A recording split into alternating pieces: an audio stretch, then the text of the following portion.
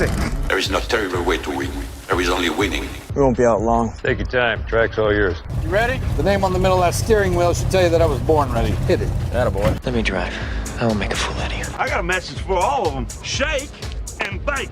What does that do? Does that blow your mind? That just happened. These cars, you sit in a box, a coffin, gasoline all around you. It is like being inside a bomb. It's tough enough being a girl on the track. Living in my dad's shadow doesn't help much. You have to be kind to the car.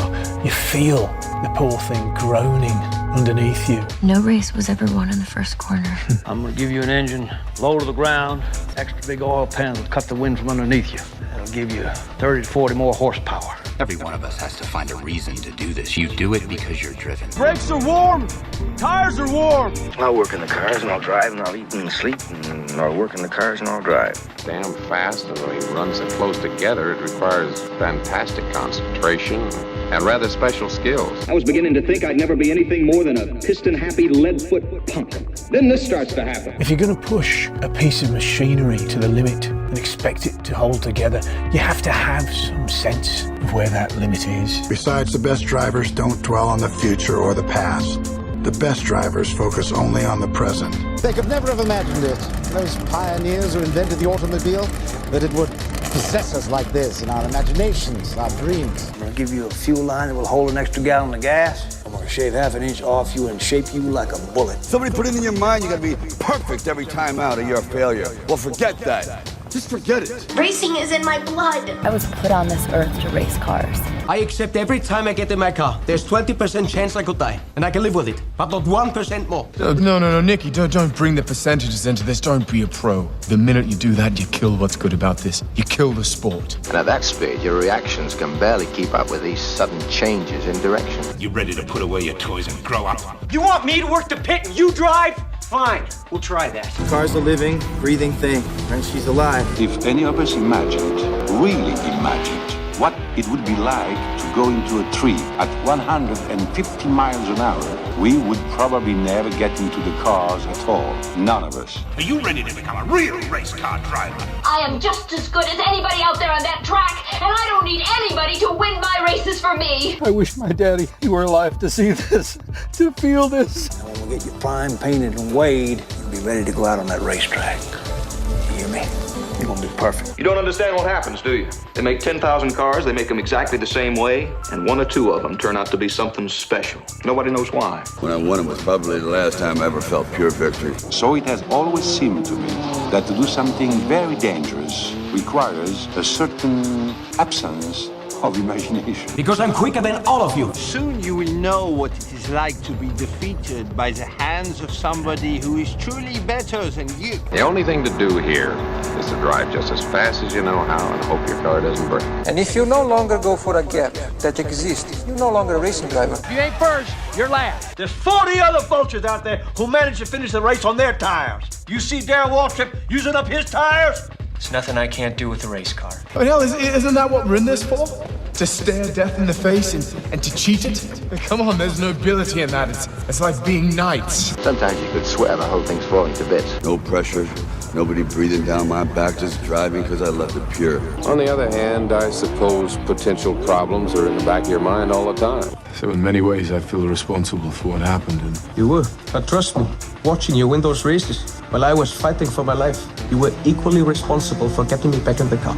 You're so lucky. You sit there all closed in by machinery and bolts, precise things. There's hardly any room for you. It must be a nice, safe feeling. You gotta learn to trust something. Might just as well be the seat of your pants. A lot of people go through life doing things badly. Racing's important to men who do it well. When you're racing, it's life. Anything that happens before or after, it's just waiting. Well, we can drive. We can drive beyond the limits of the tires, the engine, the car, anything else. Look out there. Out there is the perfect lap. No mistakes. Every gear change, every corner. Perfect. You see it. I just hope when you do, that I'm there to see it. Ask any racer, any real racer. It don't matter if you win by an inch or a mile. Winning's winning. But it isn't just business, is it? What we do, it's passion, love, which is why we are prepared to risk our lives for it. Racing. That's the name of the game, isn't it? Win or lose, put up or shut up. Why does everybody keep telling me what my problem is? That you get so emotional. You would never, ever say that to a guy. If you don't leave your feelings off the track, you're never going to get what you want. I'm a race driver, and I can win it on my Please let me race. Fine. Then let's race.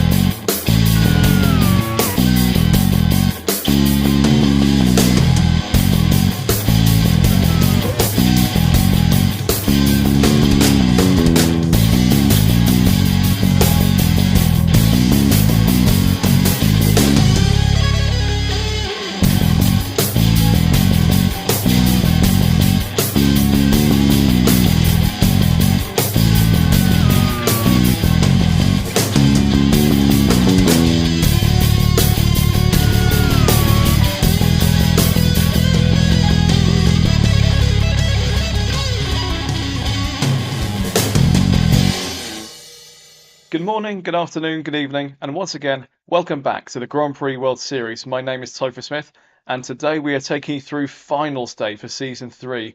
2 of the titles have already been decided across both leagues, and there are 2 still yet to be decided, and this is going to be an absolutely fascinating day of racing. 16 rounds have made up this championship this season, and we are set for one more thriller as we look to see who will round out the season as our champions.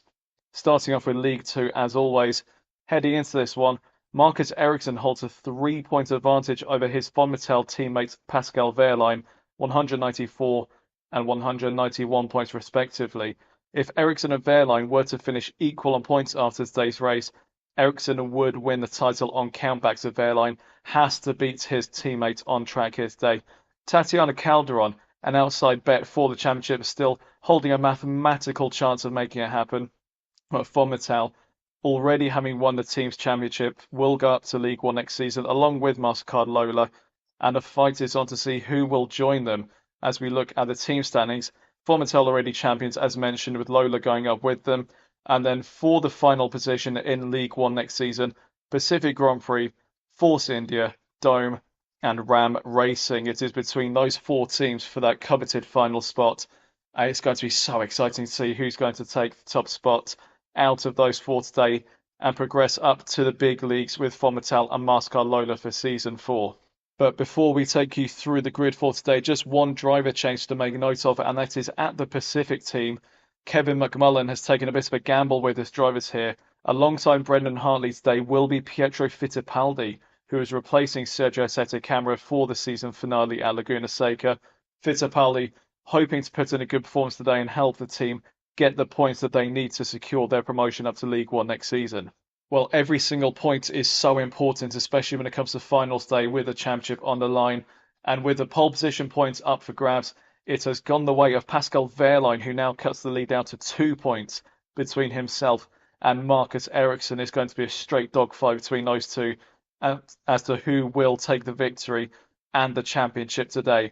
Raffaele Marcello and Jack Aitken, fantastic jobs by them in Force India to line up 3rd and 4th. Takuma Sato 5th in the Dome ahead of Pietro Fittipaldi, who will be making his debut for the team in 6th.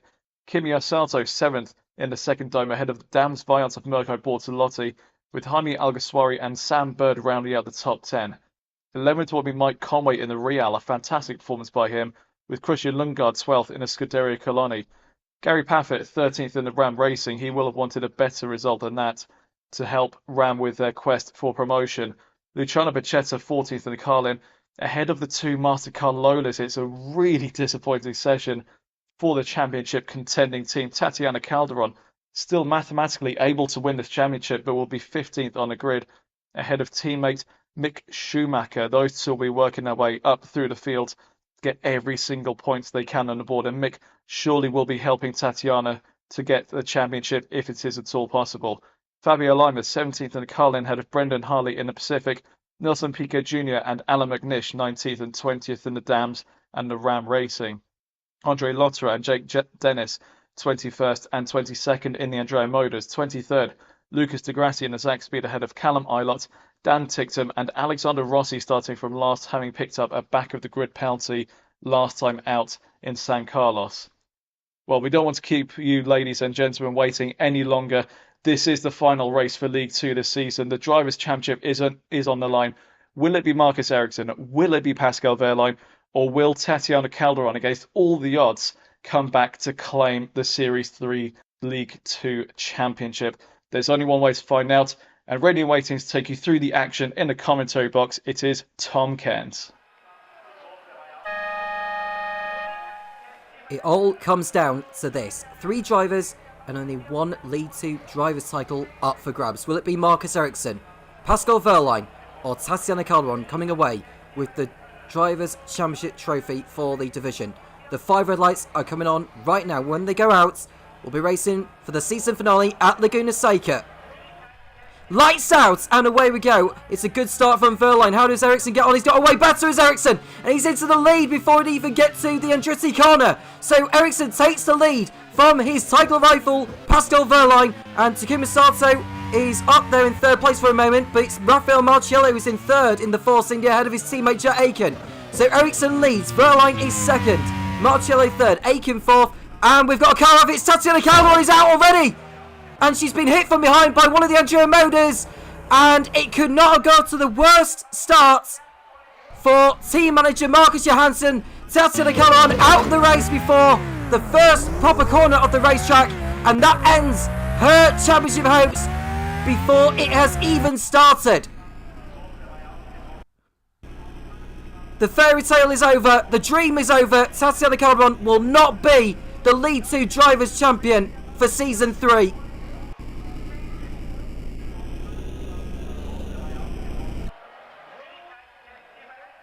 She's been on a poor run at late. Very, very unlucky in the last 2 rounds. It's all ended in a crash. And it's a disqualification for the Andrea Moda of Jake Dennis. He's out of the non-championship race in Macau. And there's been another incident as they go through the corkscrew. And that looks like Luciano Becchetta has been hit by one of the Zaxby's. We need to take a good look at that as they head towards the corkscrew section. And was it? No, it was actually Andrea Moda that nudged him off the track. I couldn't recognise who it was. I think that might have been Jake Dennis again. We'll have a look to see. We'll need to see an on-board angle of that. But Becchetta is back in the race still. No damage done to the Carlin. And in actual fact, he's been given a time penalty for an unsafe rejoin. So it's a bit of a chaotic start here in Laguna Seca. Becchetta with a 10-second time penalty already. And that pretty much sums up Carlin's season.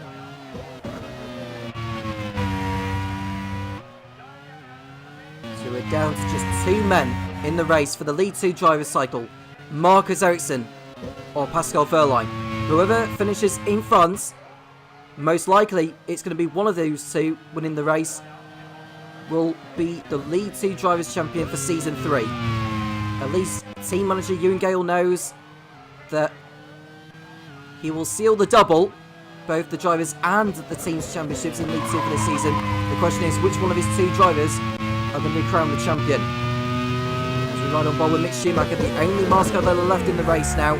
They've got nothing left to be fighting for, except either a podium finish or a race win. Mick Schumacher is in the battle with Brendan Hartley for 4th place in the Drivers' Championship. If he was to finish in front of him, that would guarantee him 4th place in the Drivers' standings as they come around to complete the 2nd lap out 60. As Marcus Ericsson posts a new fast lap of the race, Lucas di Grassi running wide at the penultimate turn of the circuit. And looks like he's been tagged there by one of the LaRussas. We'll get a look at that. He's at the back of the field is di Grassi, or towards the back. That is Callum Ilott coming through on the inside. And the 2 make contact. Does Ilott go through ahead of him? Well, he certainly nudged him out of the way, and that might give him the advantage. In fact, he's backed out of it and he's let his teammate go through, so I don't think the stewards will take any action to that. And I was right to believe that. The stewards aren't going to take any action.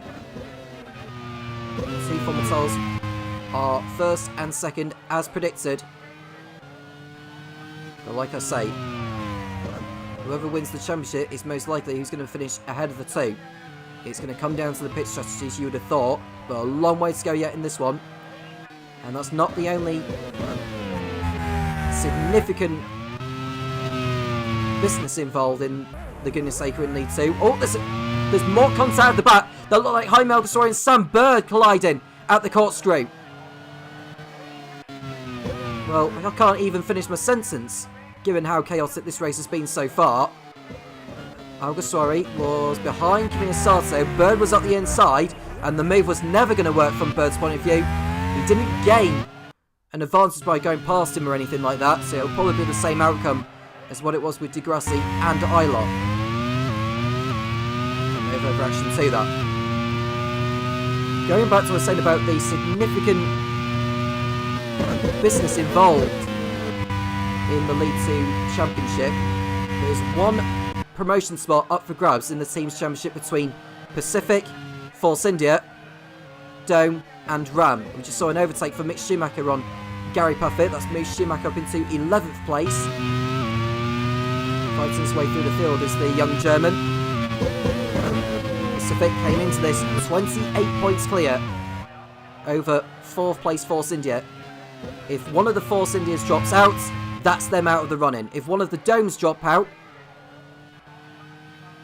then that's them out of the running. And if one of the Rams drop out, that's them out of the running. And Pacific will automatically be promoted regardless of where Brendan Hartley and Sergio Sette Camara's replacement for this round, Pietro Fittipaldi, finish. I have to say, well, I say Brendan Hartley is going for a spin at the corkscrew and is able to avoid getting hit by any of the drivers. We saw this last season in the League 1 race, and Hartley's lost his rear wing as he rejoins back onto the circuit. In fact, he's wrecked his car, and that's him out.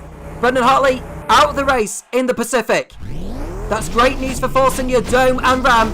Hartley, who tried to get back onto the circuit, came back on too hard as he went over the curb, and Brendan Hartley's hopes of finishing 4th place in the League 2 Drivers' Championship are dashed. The Kiwi is out.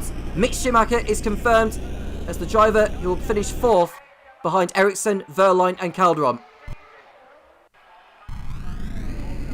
Whilst Brendan Hartley is out, his Brazilian teammate Pietro Fittipaldi is running in a fine 6th place, and that would be more than enough to seal promotion to League 1. Given where the Force Indias are in 3rd and 4th places, that would give them 27 championship points, and that alone would not be enough. They would miss out by a point if Fittipaldi was to drop out, but Fittipaldi is running in 6th place, and that 6th place would cement Pacific's leap into League 1 along with Fomitel and Mastercard Lola. Now we watch Camille Sato, who's running in 8th place behind the Dams Fiant of Mirko Bortolotti, who's having another brilliant race. Here's the Italian. Came in Brands Hatch as part of the overhaul within the team. Teo Porcher and Simona Di Silvestro were moved over onto the sidelines in favour of Bortolotti and Nelson Piquet Jr. Well, lap number 6, Ericsson leads. Verline over a second behind in P2. Then we've got Jack Aiken 3rd, ahead of Rafael Marcello in 4th, his teammate. Scoop Sato is 5th in the Dome. Pietro Fittipaldi is 6th for Pacific. Mirko Bortolotti is 7th for Dams Fiant. Camille Sato right on his tail in 8th place in the 2nd Dome. Jaime Alguersuari is 9th for Coloni, and in 10th place is the Zach Speed of Sam Bird.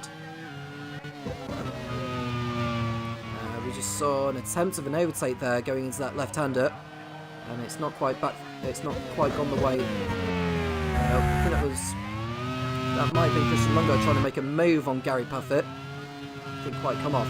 What I was going to say is that Zach Speed are in the fight for a place on the grid in the non-championship race in Macau.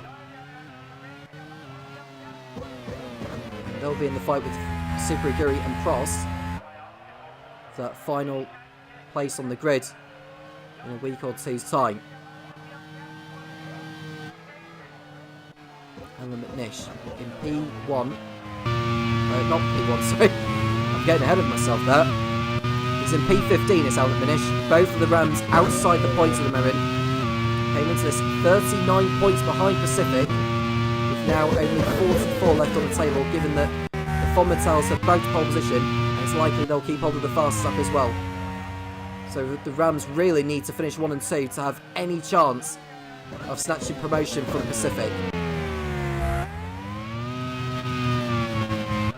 2 retirements so far. Brendan Hartley and Tatiana Calderon both out of the race. through accidents.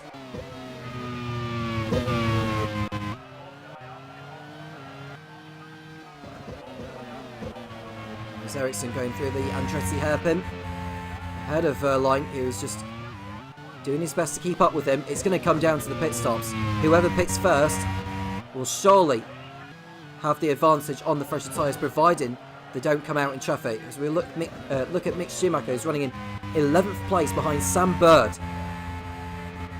Sam Bird has had a better time of it in this one so far. You see Jack Aiken running in 3rd place.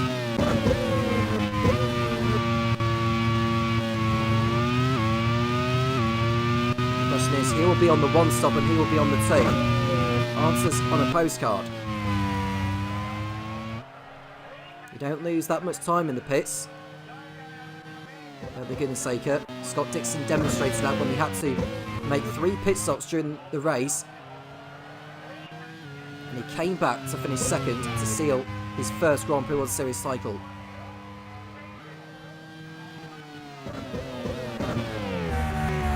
You see the carnage there of Lima and Paqueta. We'll be just hoping for the season to end sooner rather than later. It really has been a difficult season for Perry Brown's team. Not a lot has been going their way in the second half of the season.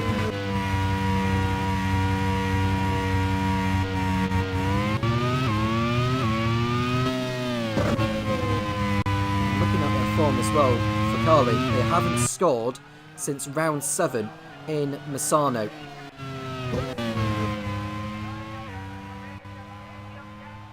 The reliability record has been okay, but it just hasn't been good enough from their point of view. They're going to have to be hoping for more next season if they're going to mount a challenge for promotion. The League 1 race will be coming up later today. The team's championship is still mathematically alive between Minardi and Simtek. There's also the relegation places to be decided. It looks like it's going to be AGS Midland and 40 going down. With the way things have been going as far as their season's concerned, as Dan Tipton attempts to get through on Callum Ilott, but to no avail.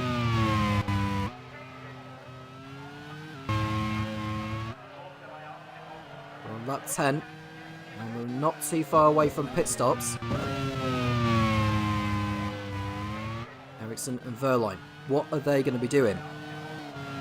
If Verline's going to win the championship, then surely he has to try something different to what his teammate will be doing.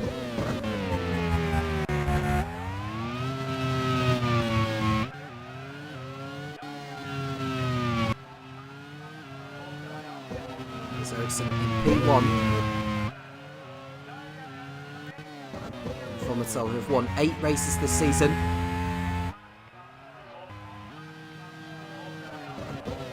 Ericsson's won 5 of those. And we see a problem for the remaining Mascot Lola of Mick Schumacher. And he is out of the race, and Mascot Lola's season has ended with both of their drivers on the sidelines. But at least we can say that they will be a League 1 team next season. Well, I don't think they expected to end the season like that, following a ram running into Mick Schumacher. And that's Gary Puffett. Well, it's not Gary Puffett, sorry. It was his teammate Alan McNish that ran into Mick Schumacher. And you could argue that Mick Schumacher should have gone off sooner. McNish is into the pits for a new front wing. And that pretty much spells Ram's hopes of sealing promotion this season. Taking another look from McNish's point of view. Comes round. You could argue that Schumacher should never have been on the line there, with McNish coming through, and that's resulted in McNish coming into the pits. Now, what will this mean for Mick Schumacher? Well, he's out of the race, we know of that, but what will the verdict be from the steward's point of view? If Mick Schumacher gets disqualified from, or get a race ban for causing that incident, he'll be out of the non-championship race in Macau, but I doubt that will be the case. It's the opposite to that. It's Alan McNish who's going to be disqualified from the race, and he's also been given a 1 race ban. He'll be out in competing in the non-championship race in Macau.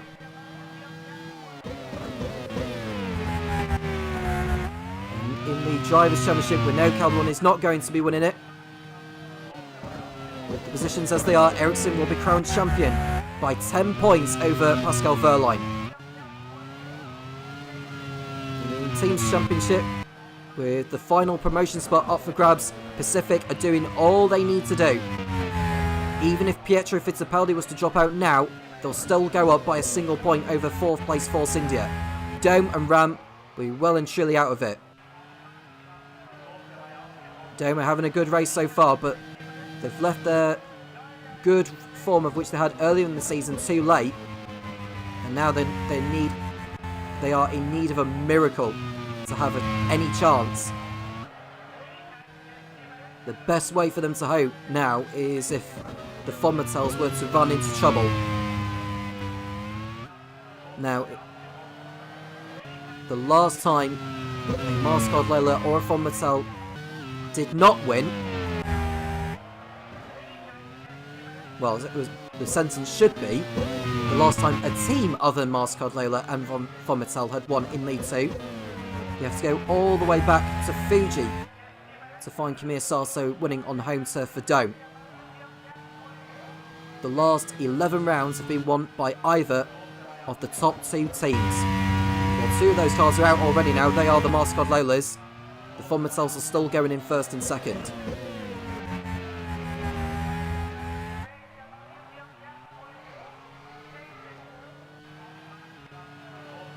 There is Pietro Fittipaldi in the sole surviving Pacific, running in a brilliant 6th place ahead of Bortolotti, Kamir Sato, August Soare and Sam Bird.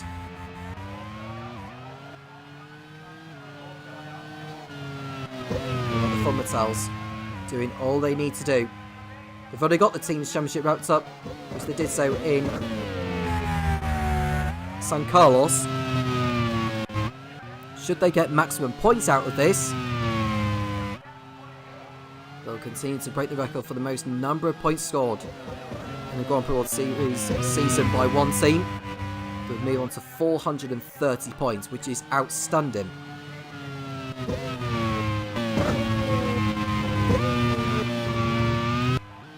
Jack Aiken running in 3rd place as we watch Gary Paffett, who's in a very mixed race so far. He's got Mike Conway right behind. Conway having a fairly good race so far. He qualified well but dropped back at the start. And now we see contact between Lima there, and who ran into him? Was that his teammate who ran into Lima? We didn't see what had actually been going on. I don't think we're going to get a replay of that. Niketa didn't get through anyway, so it's as you were before the contact was made between the two.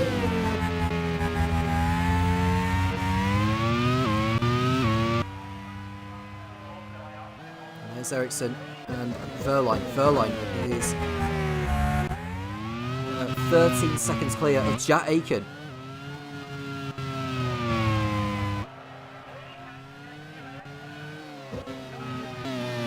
Now we see Lima go for an off, and is that him on the sidelines? It looks like the wheel is off, and Lima's race is over, and so is his season.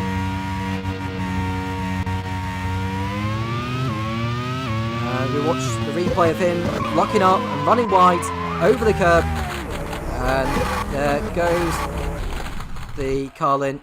The engine switched off, one of the rear wheels has come off, and that is one of the Carlins gone from this race. And Fabio Lima's first season in the Grand Prix World Series is going to end in a crash, and that's him craned away by the marshals. We'll have to hope for season 4 that will turn out better for him.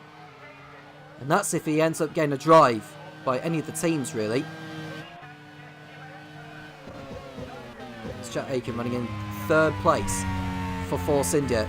They need to score at least 29 points in this race, or at the very minimum 28, to have any chance of snatching the final promotion spot from Pacific.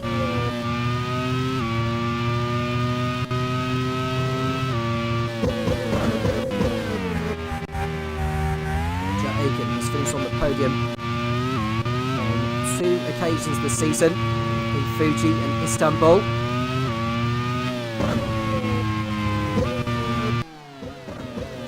Desperately need another one now.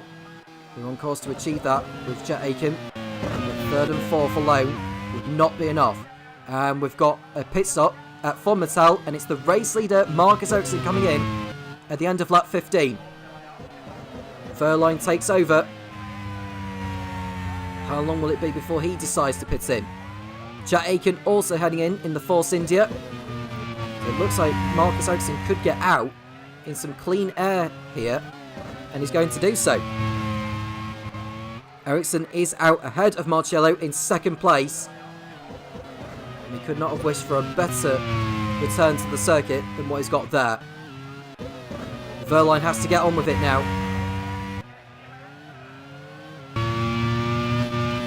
Now we see Gary Puffett as Jack Aiken comes out of the pits on his fresh set of boots. How quickly will he get by the ramp?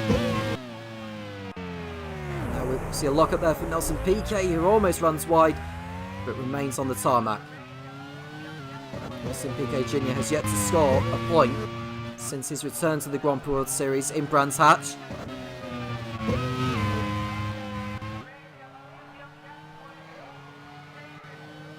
Dams Fayant, who have been on a good run of form of late, thanks to Mirko Bortolotti.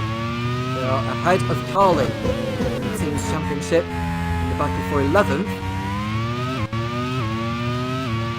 It's unlikely that Carlin will be scoring points today. Mirko Bortolotti running in 6th place on track.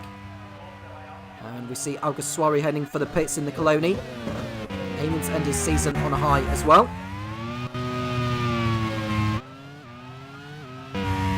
Mike Conway is also in for Riel. It's a busy pit lane right now.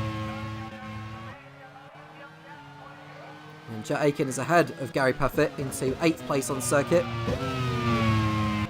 He's behind Camille Sasso, who's another 9 seconds up the road from him, so Aiken can get the hammer down and start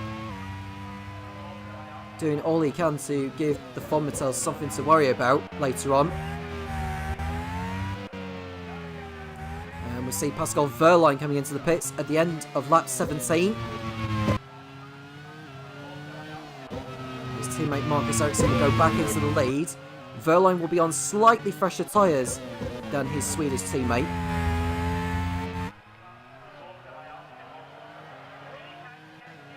So both of them are going to be on the 2-stop strategy.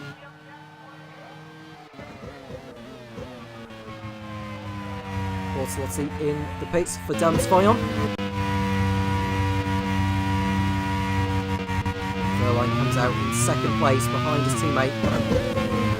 He says he's 1.1 seconds behind, but that's just because he's crossed over the line whilst he was in the pit lane, so the gap will be bigger than that. In fact, the gap is 4 seconds, and that's the difference in making an undercut. I think that's what Verline needs. He needs to try and perform an undercut on his teammate if he's to have any chance of getting back into the lead of the race, and more importantly, on course to be the League 2 Drivers' Champion.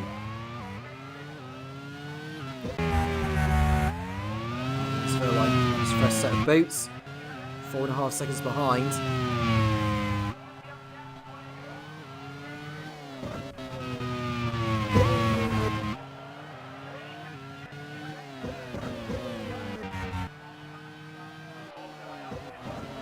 Highlight running in 15th.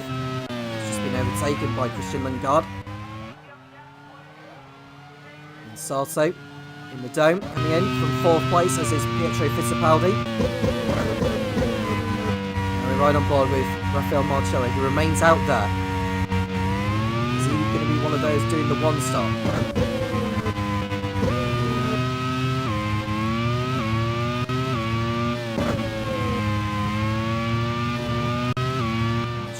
Coming in, as is Nelson Piquet Jr. There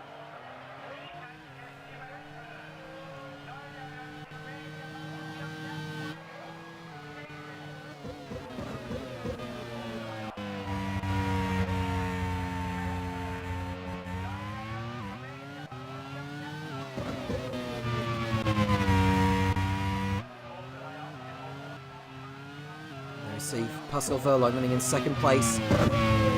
The only way he can win the championship is getting ahead of Marcus Ericsson. And they have to hope for some mechanical gremlins from the Swede to go his way. So on move there in the background. That looks like Mike Conway getting through on Callum Ilott for 14th.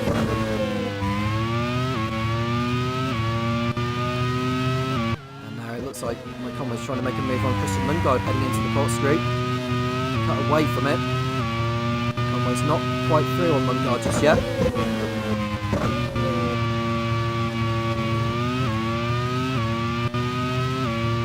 The leads will be coming up to back markers very soon. It's no wonder their pace is so blistering.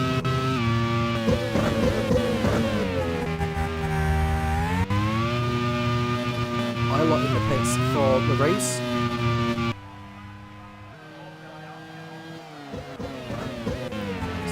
Running in third position. Some clean air, no one to be fighting with right now.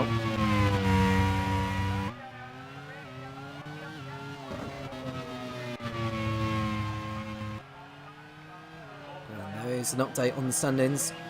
Marcus Ericsson will be crowned champion by 10 points over Pascal Wehrlein if the positions are to remain as they are. James getting through on Alan McNish. Battle for the final promotion spot, Pacific will be going up with Von Mattel and Mars Cardela. If they hold off Force India, Dome and Ram, as it stands they are 11 points clear with the positions as they are. But more and more pit stops are happening as Kamir Salso heads for the pits, which releases Jack Aiken.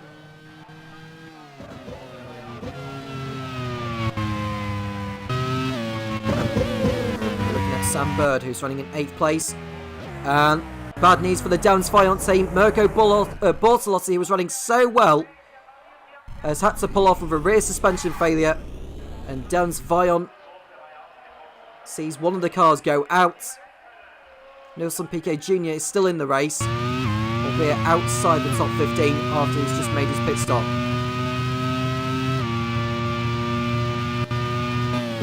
Bortolotti can look back on this season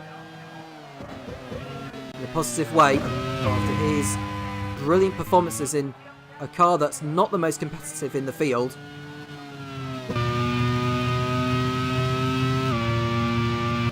It's the 5th driver to retire, along with Fabio Lima, Mick Schumacher, Brendan Hartley and Tatiana Calderon.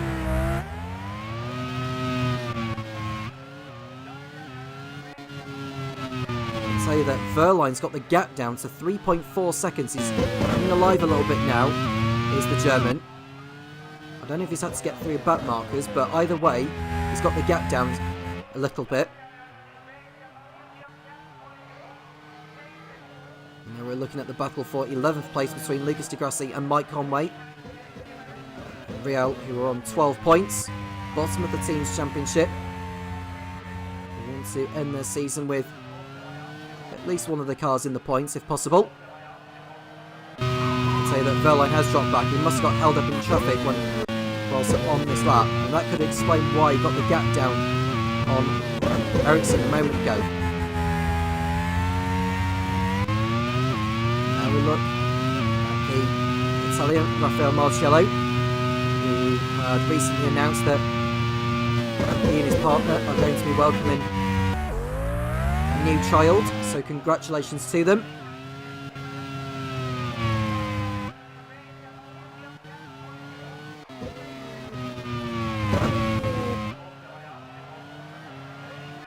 Look at Kamir Sato running in 9th position as he heads towards the line.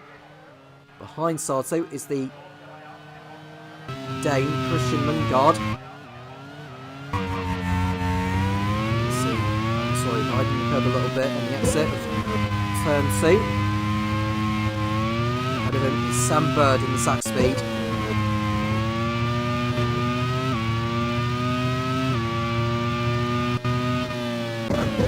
Pascal Wehrlein was to drop out of this race. That gives Ericsson the driver's title no matter what. If Ericsson was to pull out, then Wehrlein only needs to finish 8th or higher to be crowned the drivers' champion in League 2.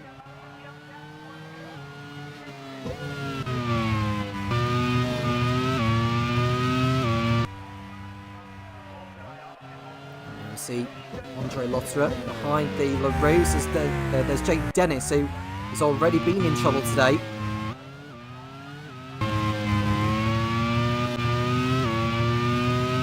Marcello running in third. In the Force India, ahead of Jack Aiken, who's pitted.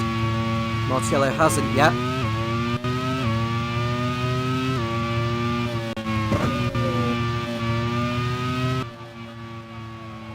As we watch, Camille Sato is running in 9th position in the dome, behind Jaime Alguersuari. 2 Colonis in the top 10 so far. After what's been a turbulent season for the team. Got both of their drivers running in the top 10. They'll be under new management next season.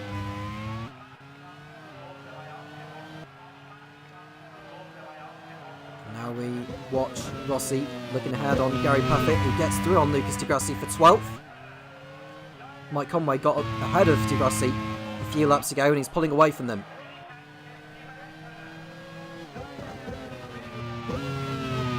This is Verline, who's still chasing Ericsson. The gap is 3.8 seconds. Eilert and Tipton are both lapped. The next driver to be lapped is Alan McNish in the Ram racing car.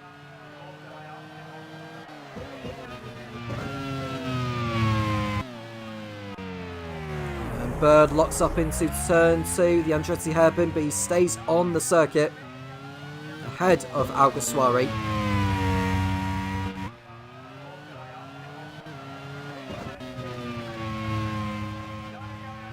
Will we see either of these two on the grid next season?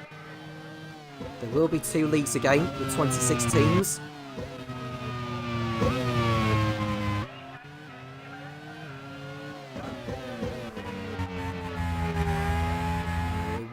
Watch Rafael Marcello, who's coming around to complete his 25th lap.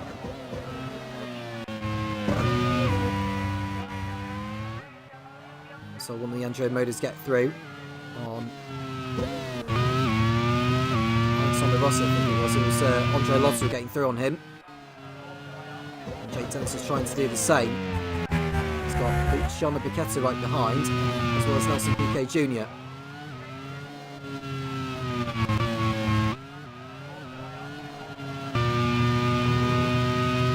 Look at Callum Eilert through the corkscrew. This is going to be a tricky one for the leaders because the gap is going to change with the back markers getting in the way potentially. This could be Verline's opportunity to close down the gap, hit him first, and complete the undercut on his teammate. And that could decide the Drivers' Championship.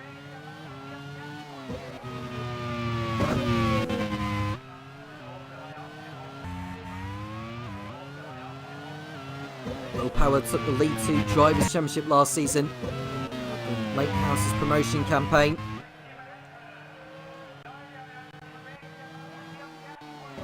At the moment, it's going Marcus Ericsson's way, but it's not over yet.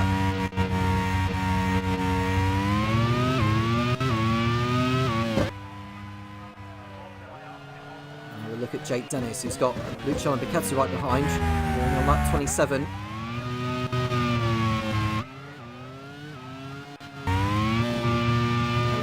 Verline in P2, doing all he needs to do. He's closing down the gap.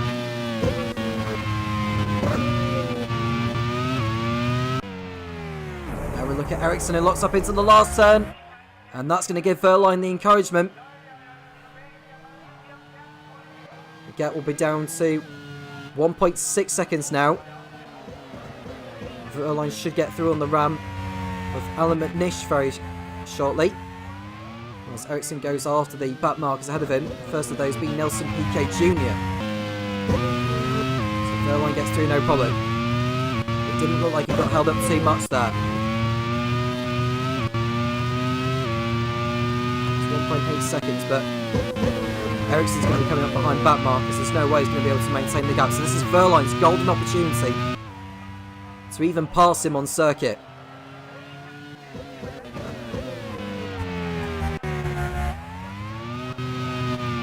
Corkscrew they come. See, Ericsson is behind Piquetta. He's got through on Nelson Piquet Jr. And he's trying to get through on Luciano Piquetta. It's a lap. Ketter is not making it easy for him at the moment. And this should be Ericsson's chance to get through. As is Verline on Nelson Piquet Jr. here.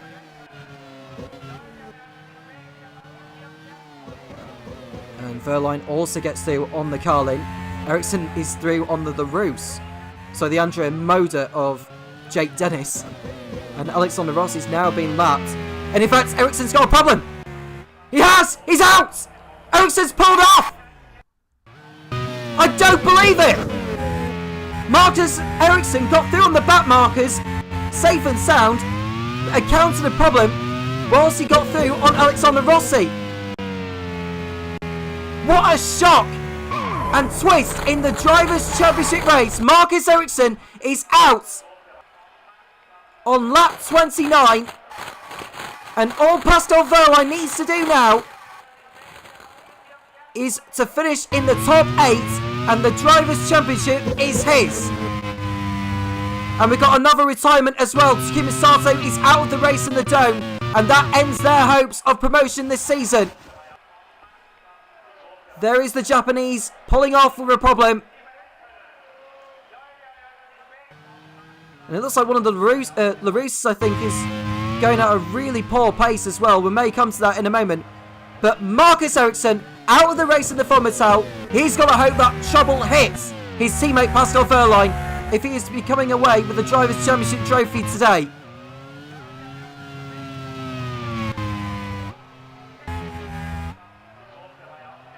Up into second place goes Rafael Marciello, and third is Jack Aiken. Now, at the moment, they will be collecting 33 championship points, but with Pietro Fittipaldi in 4th place in the Pacific, that will not be enough for Force India to go up. With both of the Rams virtually out of the points, Gary Puffer going up into 10th place in the Ram, which is going to be far from enough to see them go up. It's pretty much now between Force India and Pacific to join Fonmetal and Mascot Layla in League 1 next season. If Wehrlein encounters a problem himself, that's going to change things a lot.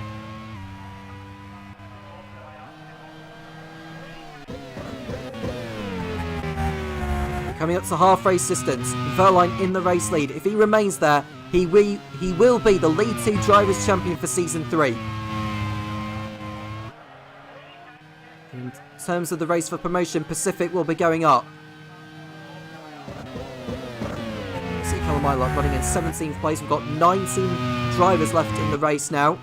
Alexander Rossi has dropped all the way down to 19th position. I wonder if he encountered a problem, did the home hero.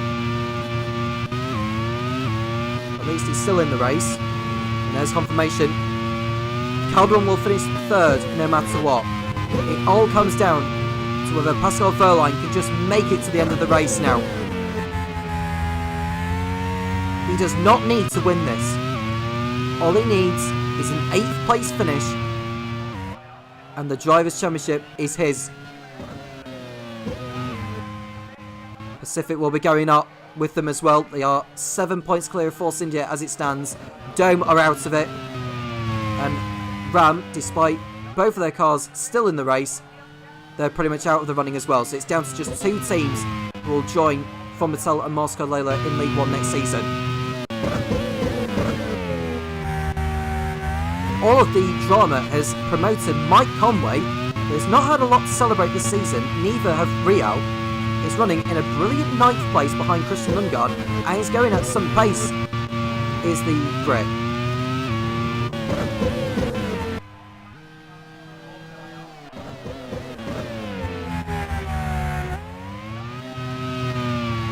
Pietro Fittipaldi doing all he needs to do for Pacific. If he drops out of it, that gives Force India the advantage, but both Force India cars have to finish the race. In fact, one of them has to be in the top 3 at least. In fact, both of them really need to be in the top 3 if they have any chance of going up. So it's very much in Pacific's hands, with Fittipaldi running it in a brilliant 4th place, substituting for Sergio Sette Camera. And boy, is he making the most of it. Will that put him in the fray for a drive full-time next season?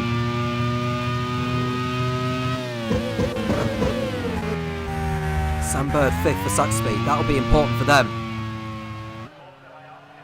Could they do with a result? And that'll help their chances of being on the grid for the non-championship race in Macau. Looking at their total going into this, they've only scored 2 points in the last 8 races of Mike Smith's team.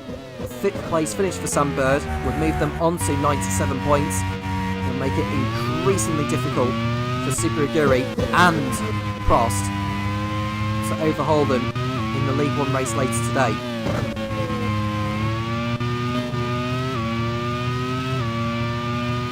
.22 seconds is the gap between Verline and Marcello. If Verline came into the pits now for a stop, he should get out ahead of Marcello. Verline is the only driver out of the top 2 teams left in the race now. What a result this would be for Ed Spencer to see 2 Force Indias in the top 3. It would be a shame for him if it didn't mean ceiling promotion.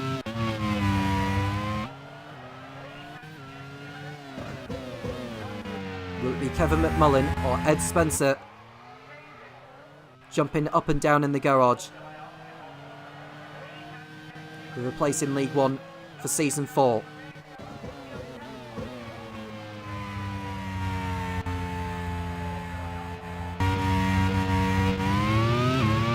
Verline coming in P1.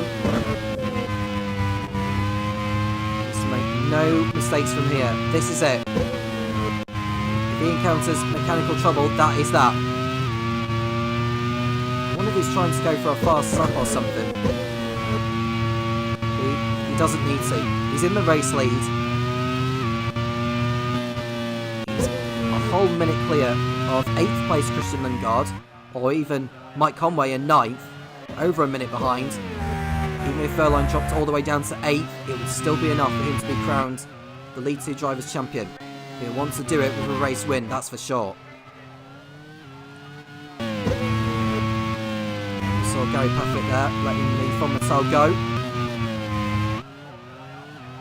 And Alan McNish will be disqualified from the race for taking out Mick Schumacher.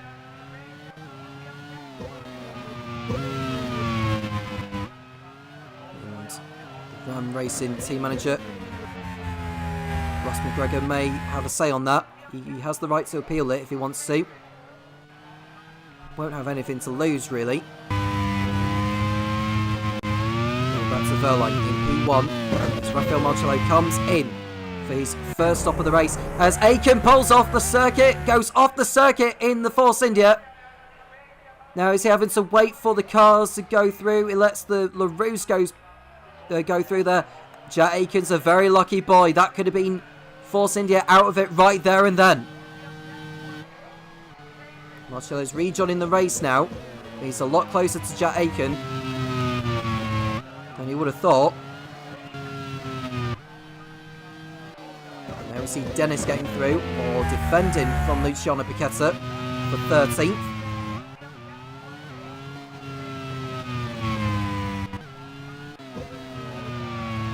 Marcello, who's rejoined ahead of Pietro Fittipaldi, and that's crucial.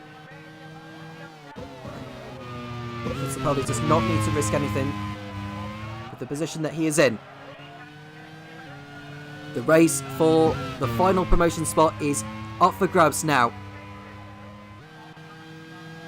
They make their way through the corkscrew, the 3rd and 4th place drivers. Right on board with Aiken. Phil Marcello has yet to achieve a podium finish in his Grand Prix World Series career.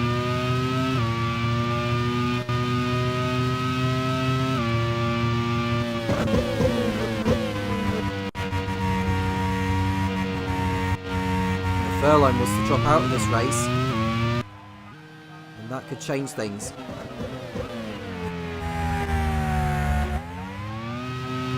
Salto, Sam Bird and Jaime Alguersuari are all in the pits. That moves Mike Conway up to 6th place behind Lundgaard.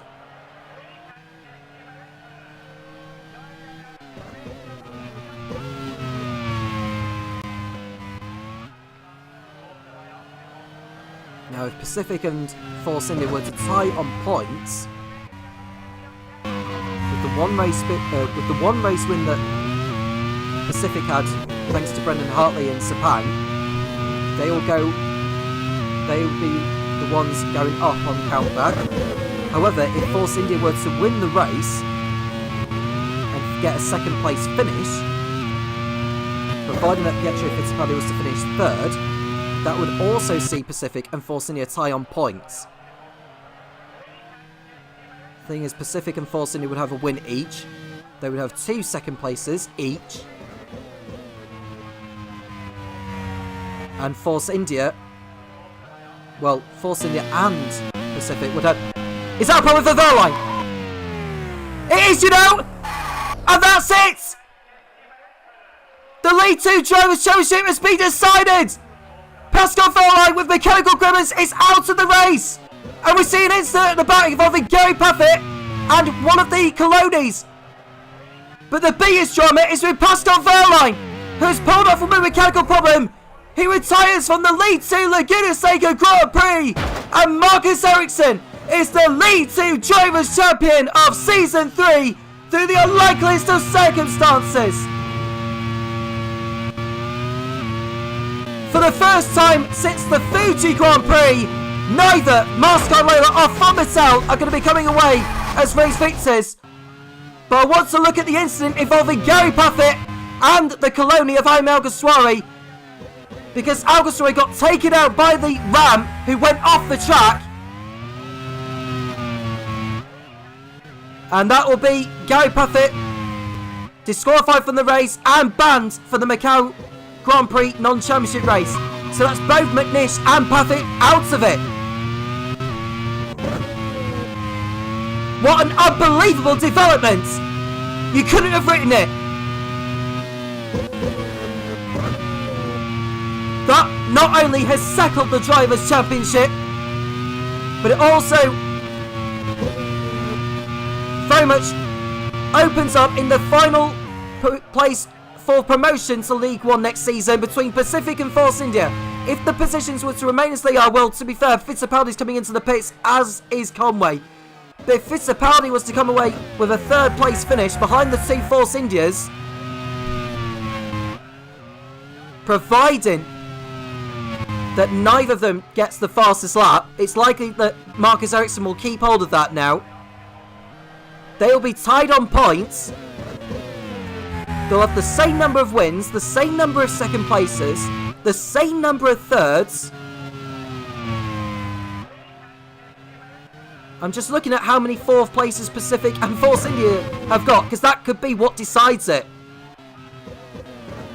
It's Pacific who have got more 4th place finishes than Force India at the moment. So Force India, despite both their cars running 1st and 2nd, they have to get another championship point. They need that fastest lap point to be taken away from Marcus Ericsson in order to go their way. Either Aiken or Marcello need to get that. And there's Fittipaldi who goes off the circuit for Pacific. Now, does he get back onto the track? Because if he doesn't, that puts Force India in the driving seat for that final promotion spots. And even if he does get back onto the circuit, he needs to get back into that final podium position. Otherwise, Pacific will be staying in League 2 next season. Now, he's trying to get out of it. He's behind Sam Bird. He's behind Kimiya Sato. He's behind Christian Lundgaard now. This is costing Fittipaldi and team manager Kevin McMullen dear here. We've seen a couple of cars going into the pits. Fittipaldi needs to get back in the race now. Oilot in the pits for LaRousse. I think it was Dan Tixer coming into the pits in the Real.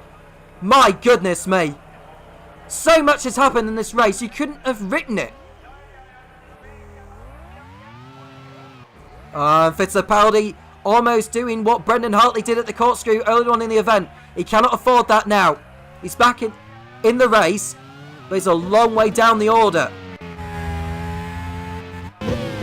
He's outside the top 15 is Fittipaldi now, so Pacific's only hope is for one of the Force Indians to hit trouble. If either Marciello or Jet Aiken drop out of this, then Pacific will be going up to League One next season. It's going to come down to the last lap, isn't it? It's all going to come down to where Fittipaldi ends up. If he goes back up into third place, providing neither of the Force Indians get the fastest lap, that'll be Pacific going up. If he doesn't, then that seals it for Force India, unless anything happens to Marciello and Aiken in the closing stages of this race. Now, Jet Aiken has been in for a pit stop. He's 19 seconds behind his teammate Rafael Marciello. Force India have never won in the Grand Prix World Series.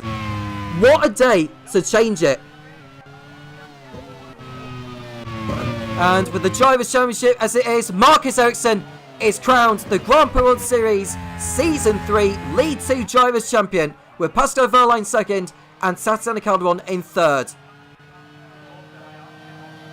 And in the race for promotion, Force India will be leapfrogging Pacific. They'll be ahead by 15 points. Dome and Ram are both out of it now. It's down to just 2 teams. I wonder how many fingernails both Ed Spencer and Kevin McMullen have got left right now.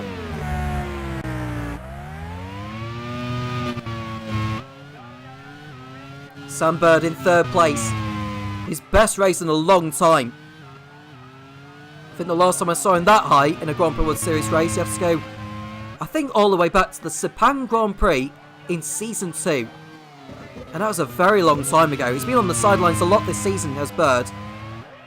Been in trouble with the contact he had with Dan Titsum in Curitiba, which put him out of the San Carlos round, but he's bounced back in a brilliant way. Behind Sam Bird is Kamiya Sato in 4th position. Lundgaard 5th, Conway 6th, Degrassi, Paffett, who will be disqualified for the race for taking out Jaime Alguersuari.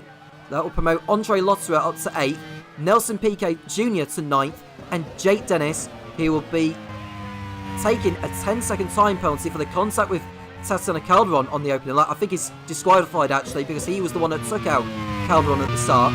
So he's another one who will be excluded from this one, which will promote Luciano Piquetta up into the final points paying position in the Carlin.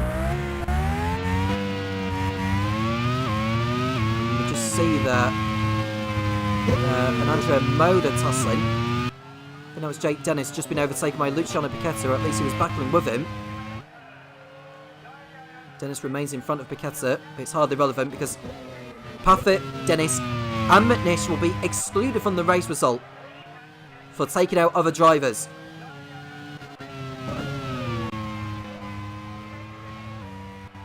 And we see Marcello who's just putting a lap on Alan McNish. It's been a day to forget for Ram. In contrast, Force India having pretty much the day of dreams. The race of their lives. And we look at Jet Aiken, who's trying to catch up to his teammate after that error he made into the last corner. But Ed Spencer won't be too fussed about which driver wins the race. He wants to see both drivers finishing first and second now. Pietro Fittipaldi has to get back into the top 3 unless trouble hits either of the Force India drivers.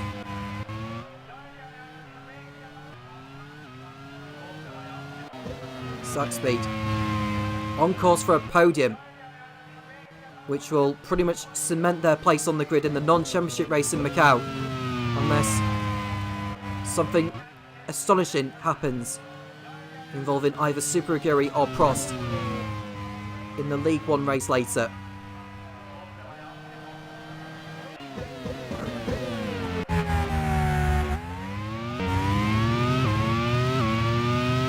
What a dramatic race. What a race. And we've still got 17 laps to go. Martial leads by 17 seconds over Jet Aiken. Sam Bird, who's another 17 seconds behind, is in third place for Zach Speed. Kamiya Sato 4th. Christian Lundgaard 5th. As we watch Gary Paffett, who's tussling with Lucas Di Grassi, and it looks like Andre Lotto is trying to get through on him, and they almost make contact, but thankfully they don't.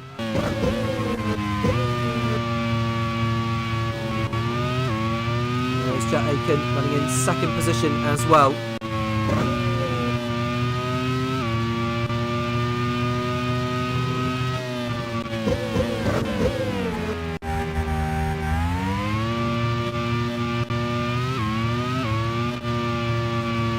Times in the garages at Pacific and Force India.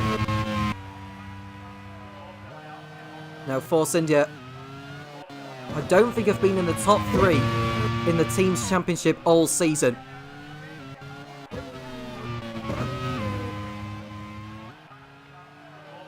It's been pretty much Formital, Mascot Layla and Pacific have been there for the vast majority. I don't think Force India have been in the top 3 the whole time. On a day where it matters.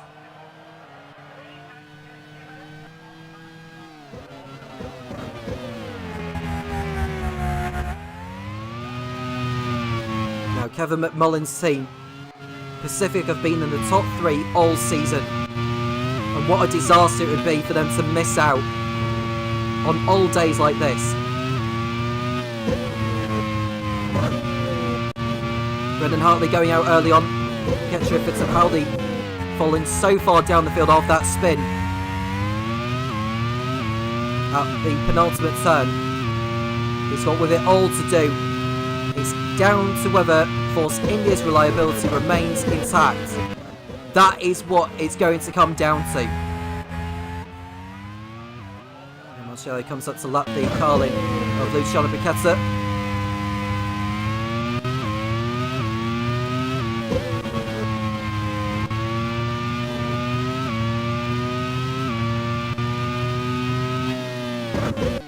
Marcello going to get through. Oh, Marcello runs a bit too deep and thankfully stays on the track. That very nearly ended in tears there for Ed Spencer, the team manager of the Force India squad.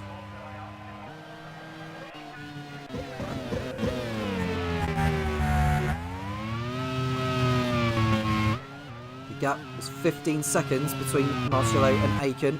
I wonder what the gap will be now. Marcello's got 14 laps to go at the end of this one. The gap is just under 15 seconds between himself and Aiken. Now, Rafael Marcello competing in what will be his 11th Grand Prix World Series race. He's been on a good run of form of late. Good decision from team manager Ed Spencer to put him in the first place.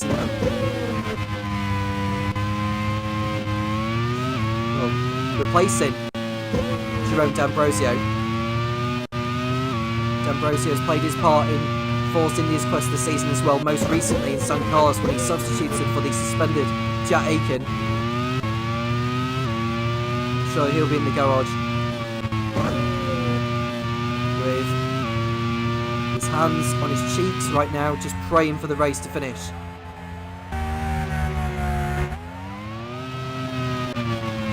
Marcello in the race, trying to make his way through back markers.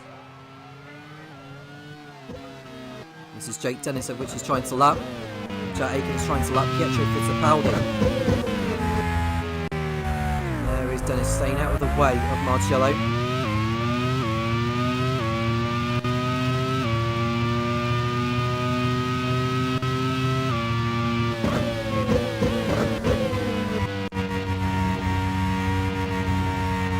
Between Marcello and Aiken now as they cross over the line, and it looks like Fittipaldi has hit trouble in the Pacific. Will want to go to him in a moment, unless he was just staying out of the way of Marcello for a moment, Jack Aiken for a moment.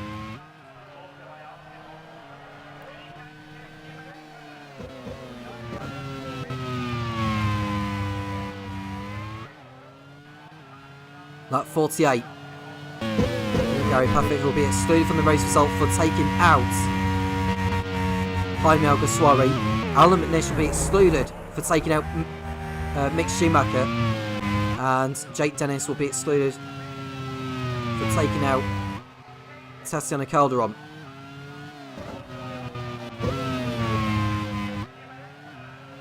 Just see Nelson Piquet Jr. being lapped by Rafael Marciello, the race leader.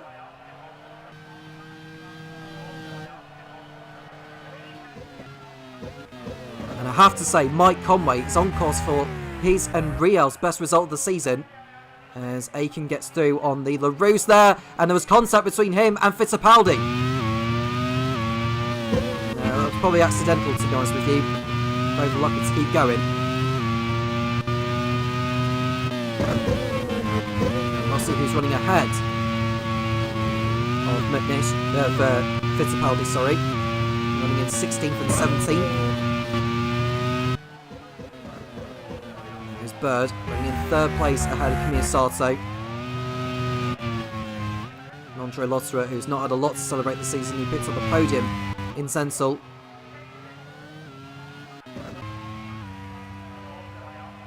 And we see Aiken once again. He's not really closing down the gap, but team manager Ed Spencer won't be too bothered about that. Just want to see both his cars make it home.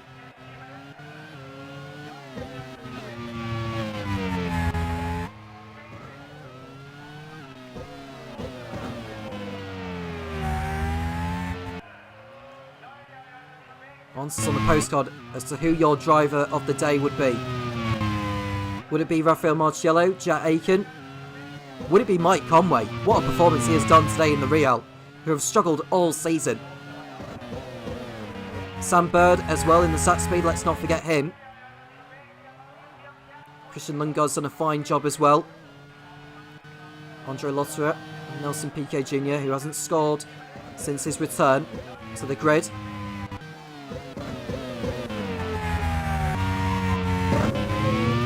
Jack Aiken in 2nd place. Just needing to keep his car on the circuit.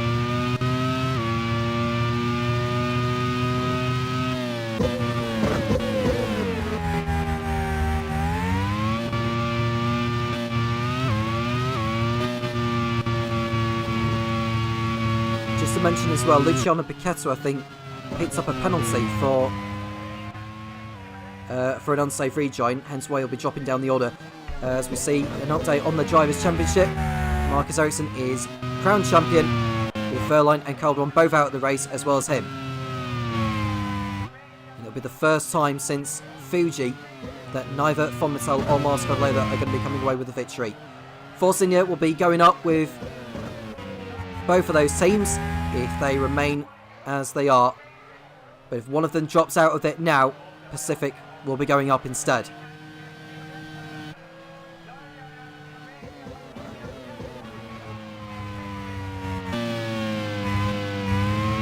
Making his way through on Ticton. Piquetto is behind Dennis in the battle for P11 on circuit.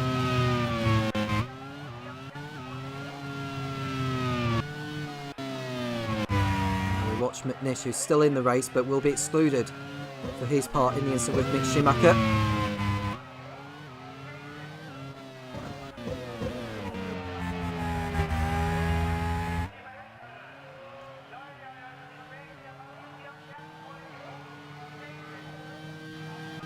Nine laps remaining.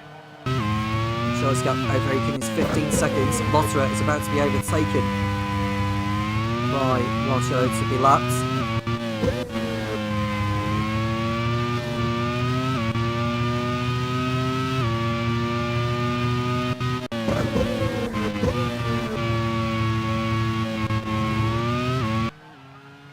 Not long left to go now.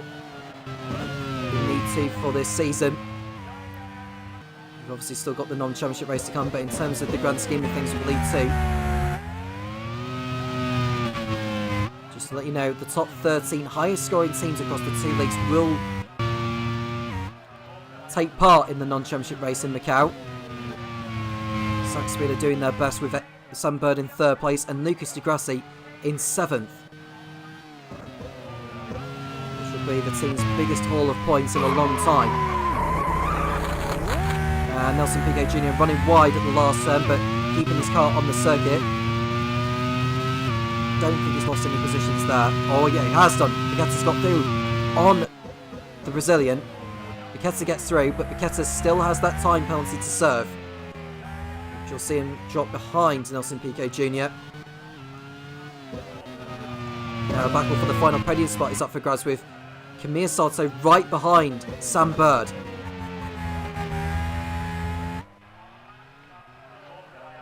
How will it play out here? Will they keep it clean? The move is not going to be done into the Andretti hairpin. So Sato will hold back for now.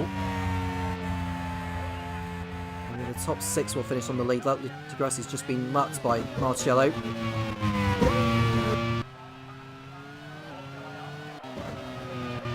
Here's your race leader. Trying to make his way through on the LaRousse. Doing his best to keep the car on the circuit as well.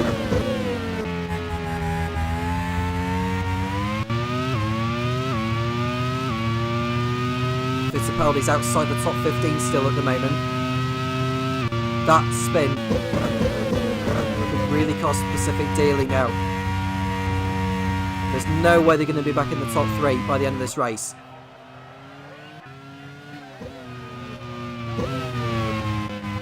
If Marcello was to come into the pits for a problem, he would get out in second place. If Jack Aiken was to encounter a problem, he would probably keep hold of second place himself. Aiken, a bit too deep. Turn number 4. He's able to maintain his place on the tarmac.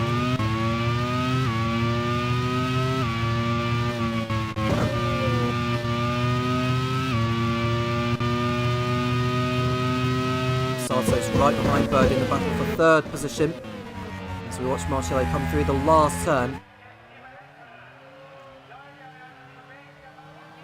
And he's now 6 laps away from his first Grand Prix World Series victory.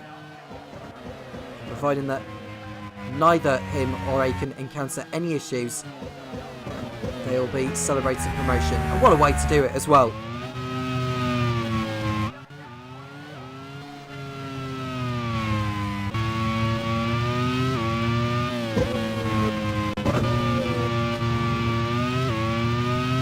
Mattel starts the season with a double non-finish. They'll be ending the season with a double non-finish. Despite going up as teams champions and with a record number of points scored in the Grand Prix World Series season by one team, 387 points that have accumulated as it stands. Ericsson still holds the fast lap point at the moment.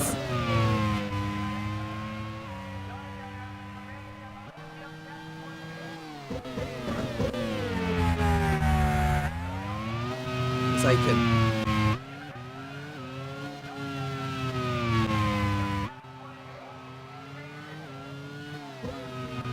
Through the penultimate turn. No such problems right now. Fittipaldi is doing to 15th position. Pacific. It's going to be a little consolation.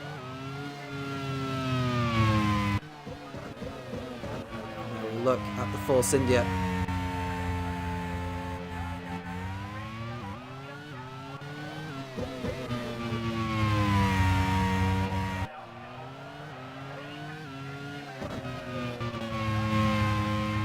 The gap is increasing as Marcello continues to pull away.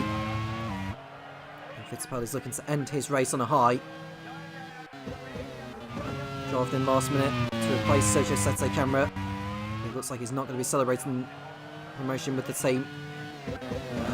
Fittipaldi cannot find a way through on Callum Ilott.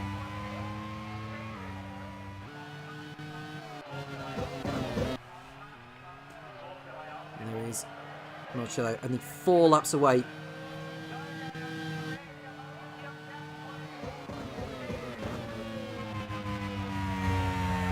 One moment this will be for Force India. Their first win. Their first 1-2. Marcello's first win. Let's top it all off. Promotion.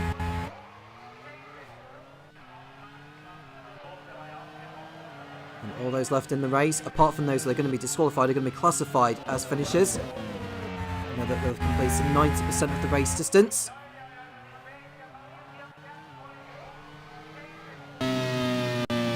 And Alan McNish's day is going to end off the circuit. And he retires from 13th position. And thankfully doesn't take out the Force India there. That would have been very, very momentous and disastrous there for team manager Ed Spencer. But McNish's season is going to end over the barrier, and he is out of the non-championship race in Macau with that ban hanging over him. It is subject to appeal, but I doubt it's going to be overturned.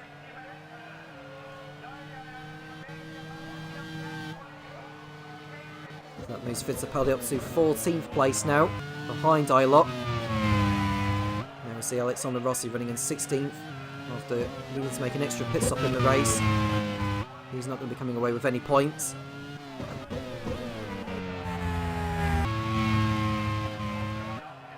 Three laps to go then. Rafael Marcello still leading. Forcing it, doing all they need to do. Von Mattel have tasted 1-2 finishes on a couple of occasions this campaign in Valencia and Curitiba. Marscard Lola have done exactly the same in Hockenheim.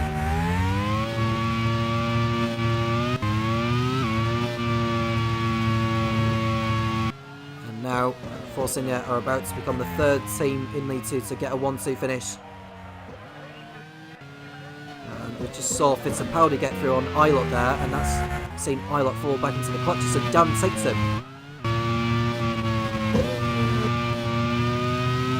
Now we look at Sam Bird, who's under threat from Kamiya Sato for the final podium position. 2 laps remaining then for race leader Rafael Marcello. He's got no more back markers to be getting through.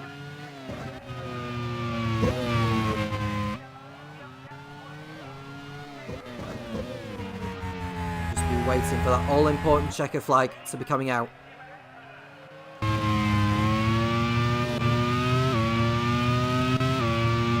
There is Jack Aiken in second place. It'll be his third podium finish of the campaign. Looking at where he could potentially finish, he'll finish 6th in the Drivers' Championship, will Aiken. For Marcello, we'll move on to 61 points. We'll go in front of Di Grassi, Sato, Manish, Alguersuari and Lotterer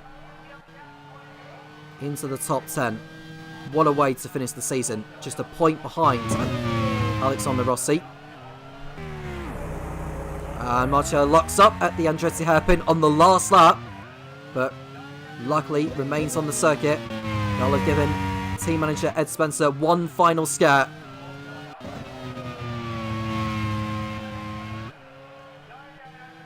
What a race this has been today. You could not have imagined it. Force India were 28 points behind third place Pacific coming into this last round. It would have taken them a miracle for them to overhaul Pacific. But do you know what? Miracles do actually happen. Miracles are possible in the Grand Prix World Series. Force India knew they still had some form of chance to snatch it from Pacific's nose, to go up with Von Mattel and Marscard Lola into League 1. Rafael Marcello enters the last turn for the last time. And Force India are going to celebrate for the first time in the Grand Prix World Series a race win. Rafael Marcello wins the League 2 Laguna Seca Grand Prix. His first race win in the Grand Prix World Series. Jack Aiken, his teammate, is going to come home in second place, I believe. He is doing so. It's a 1-2 finish for Force India. And with that, they are going up with Von Mattel and Marscard Lola. They have done it. Team manager Ed Spencer can celebrate in the garages.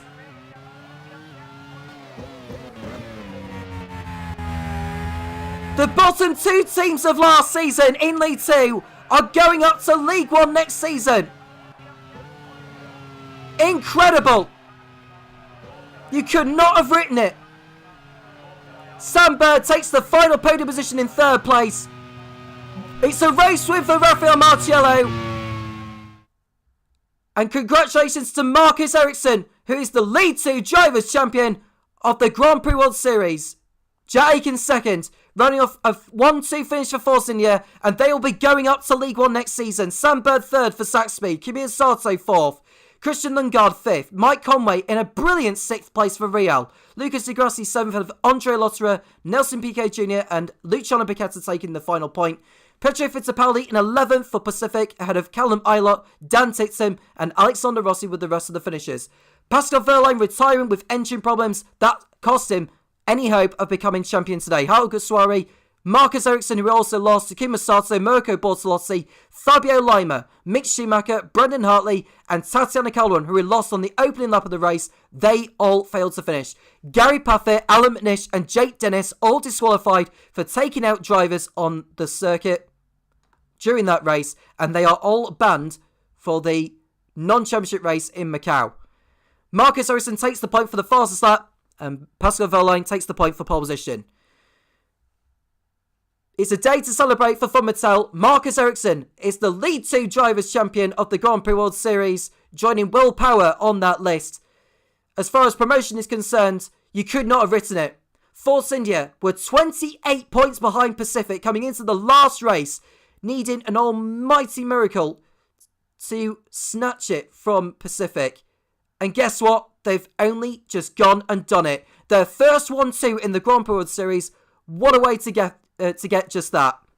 Rafael Marciello taking his first Grand Prix World Series win to end his season on a high. Commiserations to team manager Kevin McMullen of the Pacific squad, who have been in the top 3 of the team's championship all season until the very last race when it all mattered. He'll hope for better luck next season. But today, it's all about Marcus Ericsson, the League 2 Drivers' Champion of the Grand Prix World Series.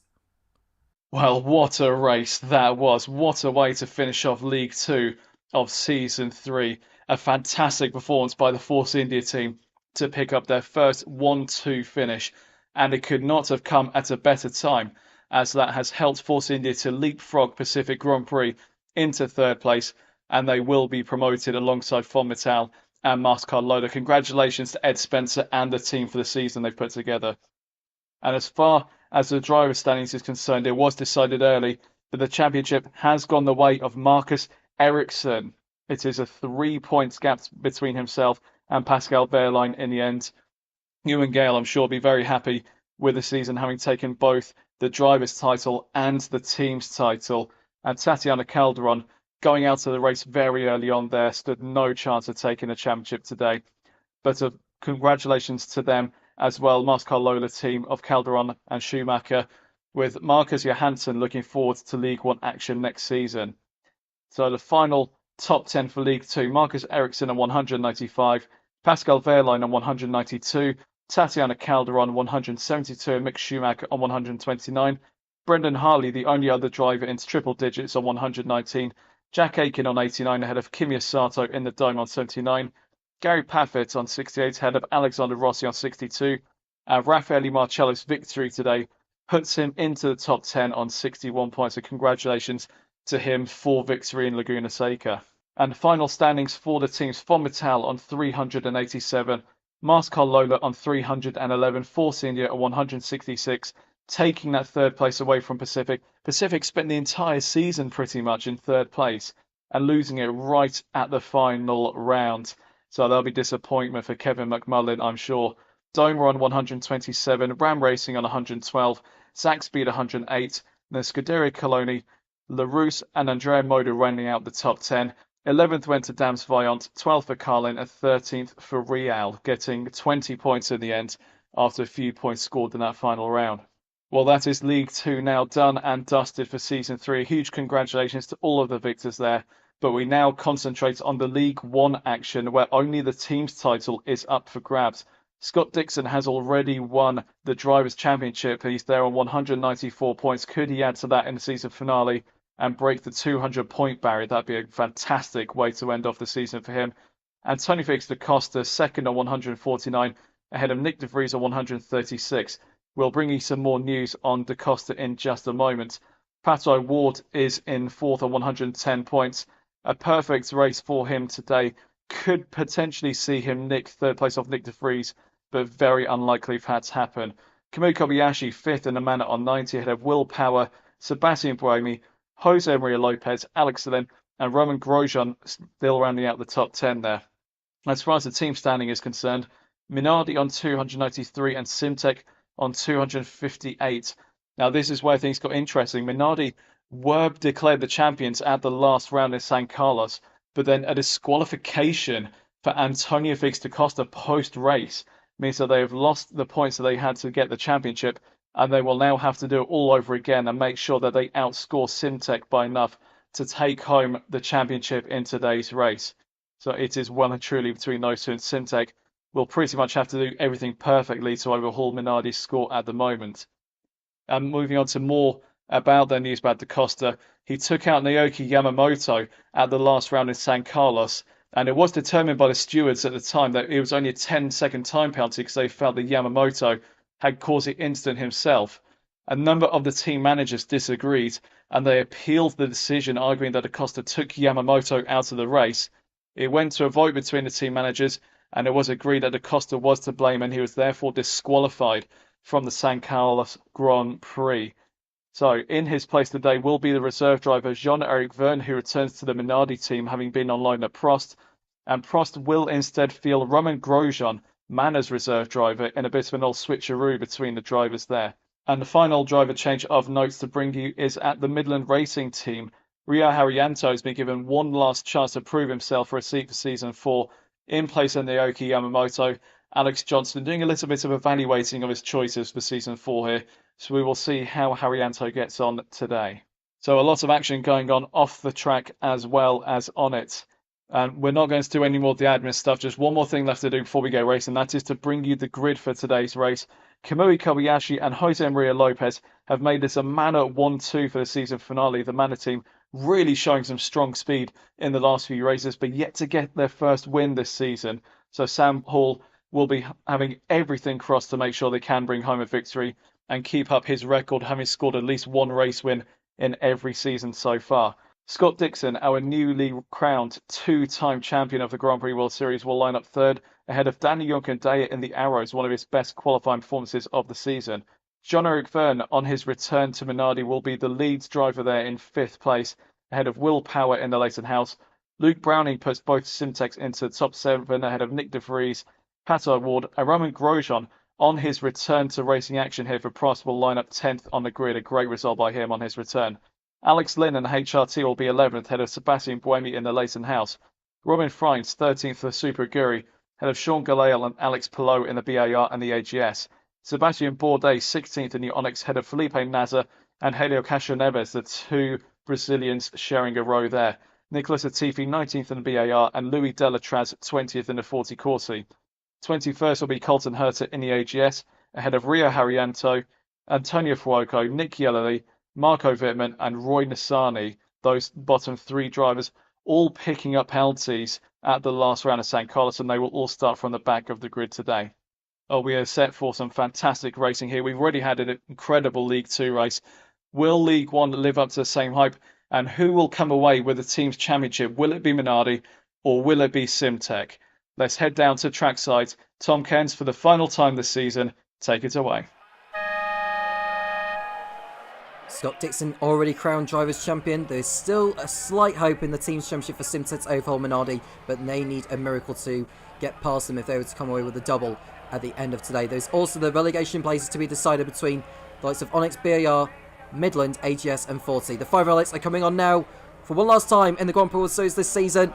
It's lights out and away we go, and it's a good start for Kamui Kobayashi, the pole sitter. He's got away ahead of his teammate Jose Maria Lopez, but Lopez is trying to fight back and it's a collision, and Scott Dixon is out already. So Dixon retires from the race. I don't know who ran into him as they approached the kink, but Dixon, who clinched his first Grand Prix World Series title on this track last season, is not going to be making it past turn 1 this season. And ironically enough, it was one of the Minardis that took Scott Dixon out. And before it's even started, Minardi are crowned the team's champions of the Grand Prix World Series. Who ran into Dixon? I think it was Jean-Eric Vergne that ran into Dixon, approaching the kink. Now Jean-Eric Vergne, who's in place of the suspended Antonio Felix da Costa, ran into his title rival this season, Scott Dixon. And that just pretty much sums up Dixon's... Well, I'll say Dixon's season. That does not sum up Dixon's season. That's his 4th retirement of the campaign, and all of them have been due to crashes. But whatever happens, he is the Grand Prix World Series champion, and Minardi are crowned the team's champions of the Grand Prix World Series. And the result of the collision results in Jean-Luc Vergne being disqualified from the race, and he's given a 1-race ban. So he is out of the non-championship race in Macau. Whether it be for Minardi or Prost, if they get there, he will not take part in that. Kobayashi Lee-san in 2nd place is Daniel Cadea. Next, Jose Maria Lopez, Luke Browning, Nick de Vries, Jean-Luc Vergne, Will Power, Patrick Ward, Sebastian Buemi, and Romain Grosjean returning in the Prost. Substituting for Jean-Luc Vergne, he's had to fill in for Di Costa at Minardi, is in the final points paying position in 10th.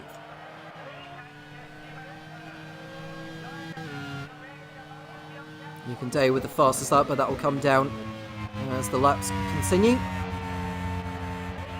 Now, Manor haven't won all season. Their last victory in the Grand Prix World Series came on this track with Romain Grosjean.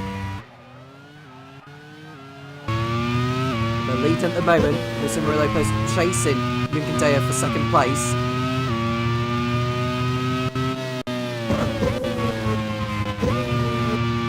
Now, with the team's championship decided early on, it's all going to come down to who goes down today.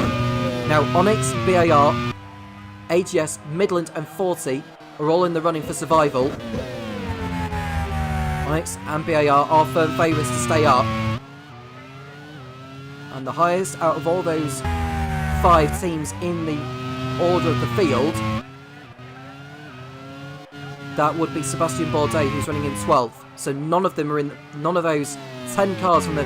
Oh, and that's Grosjean going off the track and breaks his front wing as he comes back onto the circuit. And he needs to take out another car. In fact, he's been hit from behind. And I think Grosjean's out of it. He's been hit from behind by another car. I don't know who ran into him as he came back onto the circuit, but Grosjean kick-started that. He ran wide, broke his front wing, rejoined so dangerously into the path of another car. He got hit from behind by one of the Midlands. So Grosjean is out of the race. And I think it was Felipe Nasr. If it's Nasr that's run into him, that pretty much spells Midland's hopes of staying up.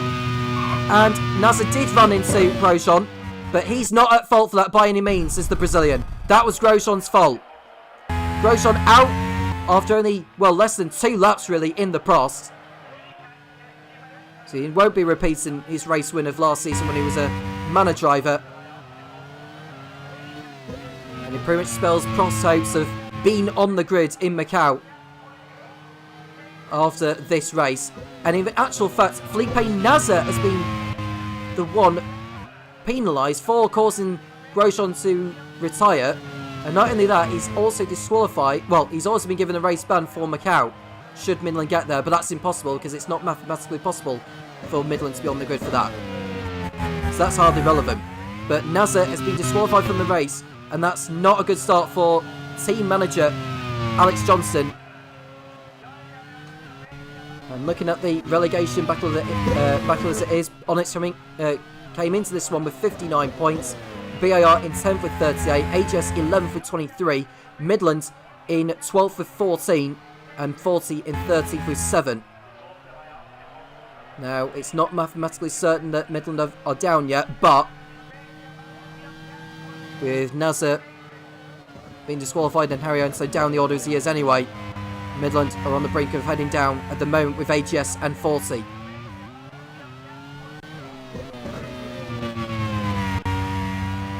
There's a long way to go yet in this one. If the lead 2 race was anything to go by, tuck in for a brilliant race here in League 1.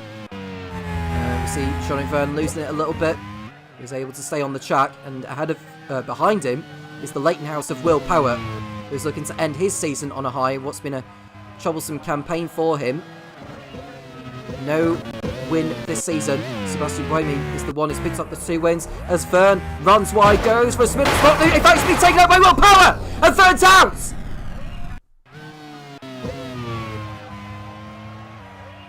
Unbelievable. Vergne locked up and ran wide at the corkscrew, And Power couldn't stop the car in time and just ran into the Minardi. He hit him twice, did Power, and he's lost positions. Not good for Minardi there.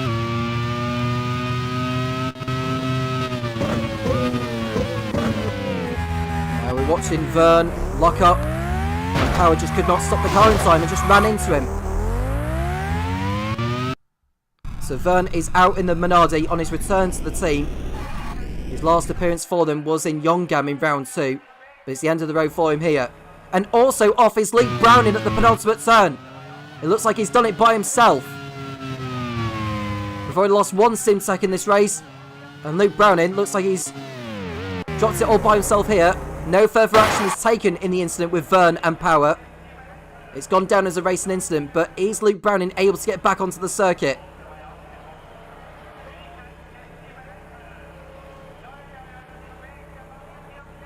And he should get back on safe and sound here. In fact, no, his race is done. SimTech's race is over. Luke Browning is out. It's the end of the day's work for team manager Scott Woodwis. Less than 4 laps into the race, and both of his drivers are not going to make it into the end.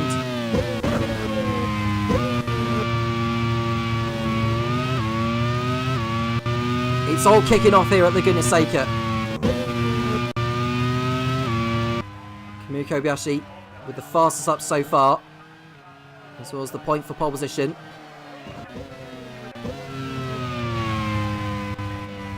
And SimTech's double non-finish is going to open the door for Manor to overhaul them for second place in the championship. At the moment, with both of the Manors in first and third, that would net them 42 championship points because they've got the points for fast up and pole position at the moment. That would be enough for them to leapfrog SimTech into second in the team's championship. Something that Sam Hull's team have accomplished before in Season 1 with Brendan Hartley and Lucas Di Grassi.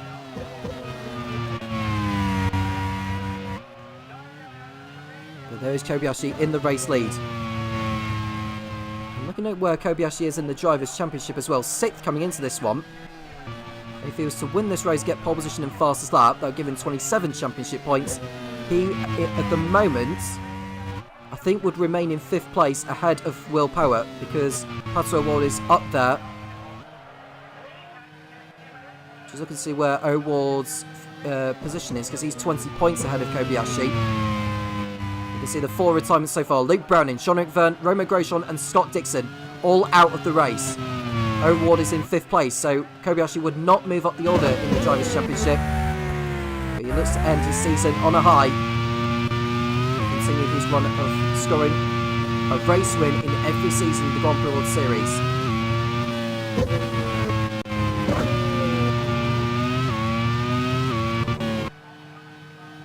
There's Danny Onkandea running in P2 ahead of Kobayashi. Now, Arrows came into this one needing to get 31 championship points at least, or 32 rather, to overhaul 4th place Leighton-House. And with Yonkadea in 2nd and O'Ward 5th, that would not be enough.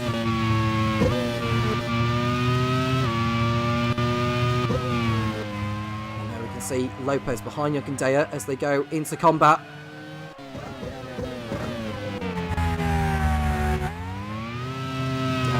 Corkscrew they come. I will say that Helio Castroneves is still in the Super Aguri car in place of Paul de Resta. So he's given another go by team manager Michael Gillespie, who are in real need of some points here today.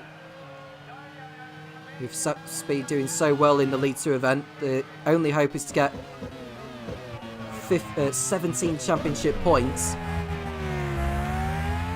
at least in this one, if they are to be on the Macau grid for the non-championship event. It's a setback for the team, really, given that they won the team's title last season.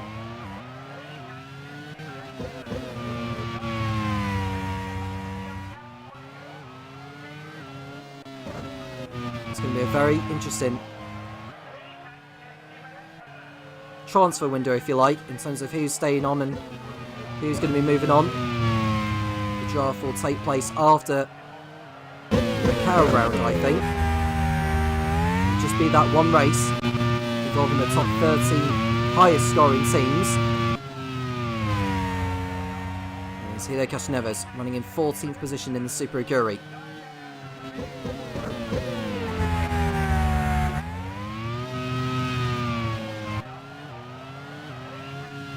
Sebastian Bourdais, through all the trouble, is running in 9th place, and Sean Gulail is in 10th for BAR.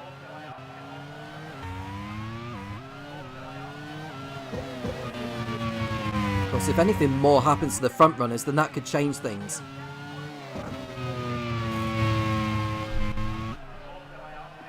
Four drivers out of the race so far: Luke Browning, Jean-Luc Verne, Romain Grosjean and Scott Dixon. The two Grand Prix World Series champions of League One out already.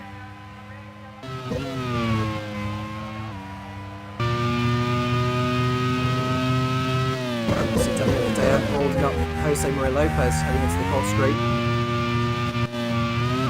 Jose Maria Lopez still chasing his first win in the Grand Prix World Series.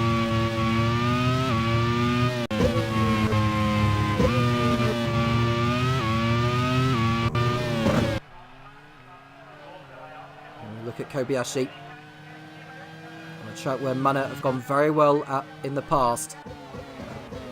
Is it going to be 2 seasons in a row where they win at Laguna Seca?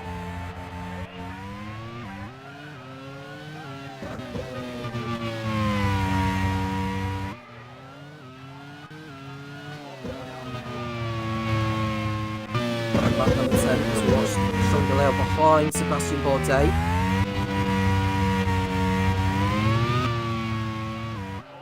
And we watched Nick de Vries, who's in the sole survive in Minardi, of which Antonio Felix da Costa was still around to be involved in this, but he is serving a race ban for taking out Naoki Yamamoto in the last race after an appeal had been launched by Giacomo Pagliaro, which the team managers decided that da Costa was firmly at fault for causing the collision and taking out Yamamoto. So the whiff of Naoki Yamamoto has been replaced this round by Rio Arianto. The team's championship as it stands, Minardi, we already know, have won the team's championship, whatever happens now. Simtek will be, at the moment, finishing 3rd behind Mana. And as the relegation battle is concerned, Onyx and BAR will be remaining in the division. AGS, Midland and 40 will be heading down to League 2.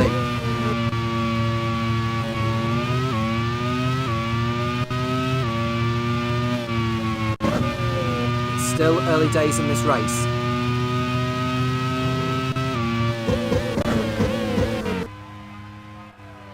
Jose Maria Lopez running in 3rd, still behind Yankandea. Not too far away from pit stops, so Ward runs a little bit wide. It's a little too hard, but he's able to stay on the circuit.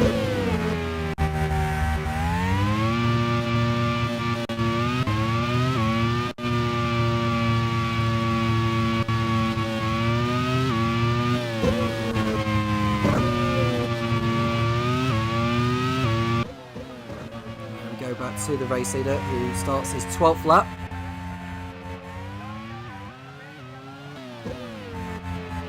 Right, so P11 in the Super Aguri behind Sean Gulail. Alex Lynn ahead of this lot in 8th.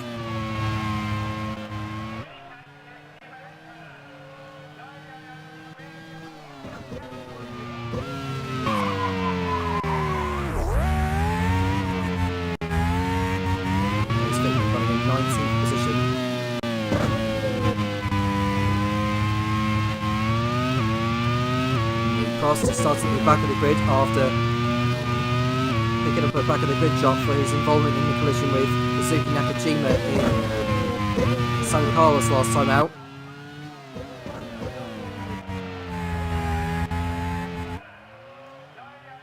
There's Kobayashi,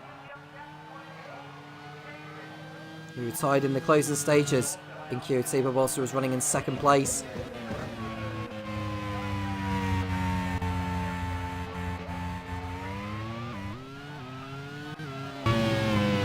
Now we watch Sean Galeo, who's in the final points pay position in 10th. Good race last time out in St. Cars, cementing VAR's hopes of staying in the division. As we watch Nick Yellerly's holding up Marco Wittmann. Wittmann will be looking for a way through here, but he won't do it here, I don't think. Yellerly's behind Louis Delatraz, who's having another good race so far in the 40. Maybe come a little too late for Dave Gollard's squad.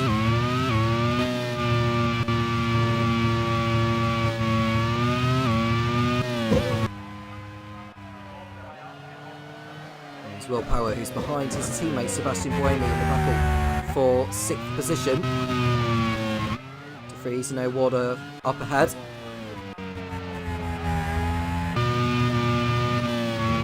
Watch Marco Wittmann, still behind Yellerly.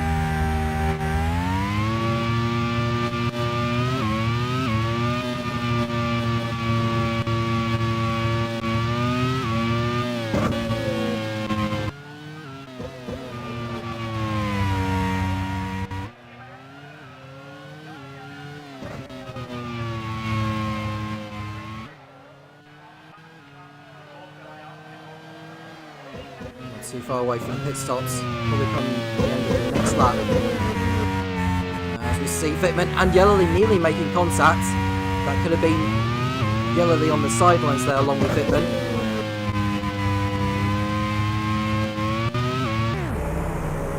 As we watch Jochen Deyer locks up into the corkscrew. And Lopez isn't able to get through on this occasion. I think one driver slipped down the order a little bit is Helio Castroneves, who's running in 14th ahead of Nicholas Latifi.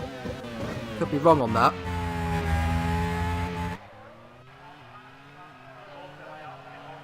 Jochen Deyer ahead of Lopez. Will we see a change for position in the near future?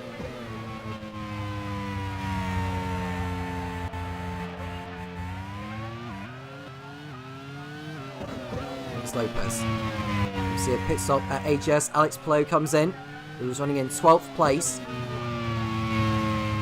Fall to the back of the field, but at least he'll have some clear air. The undercut has proven very effective on this track.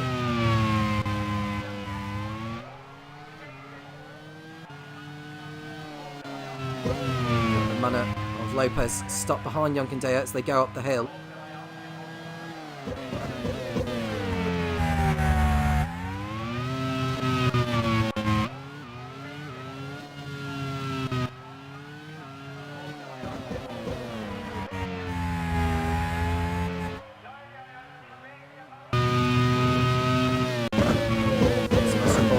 Overtaken by Sean Galeo, who has moved up into 9th.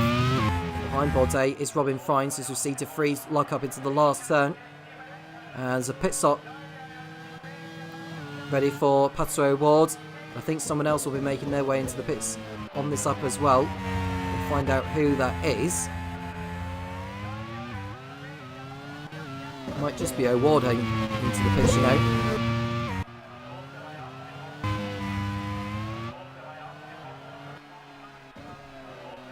We see Helio Castroneves slowing down, and that pretty much spells the end of Super Aguri's hopes of being on the grid in Macau next time out. Castroneves, who is running reasonably well in the car, is out of the race and he's not going to be scoring points for Super Aguri. Well, what's been a disappointing season for the Brazilian. Been on the sidelines by Leighton House for so long, got given another opportunity by Super Aguri, but still encountering those reliability problems. Seca comes in the arrows. We see Yellerly in 14th position ahead of Wittmann. Towards the corkscrew once more.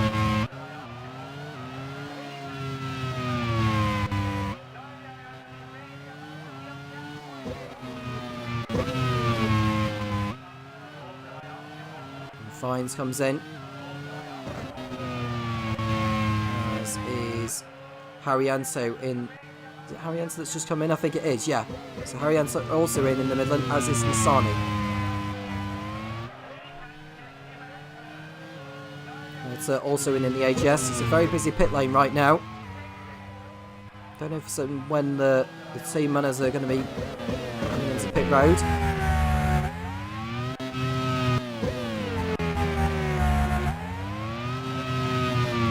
Mr. Freeze in third place. Behind those two are Sebastian Buemi and Will Power.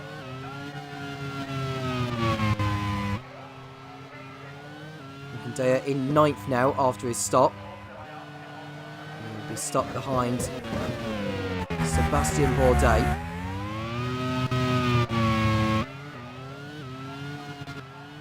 Buemi comes in for his first of 2, as is Nick de Vries. That'll promote Alex Lynn up the order unless he decides to head to the pits.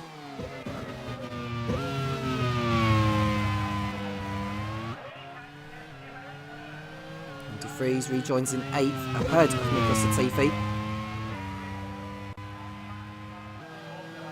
He's got a bit of clear track before he catches up to Felipe Nasser, who at the moment will be excluded from the race result for taking out Roman Grosjean.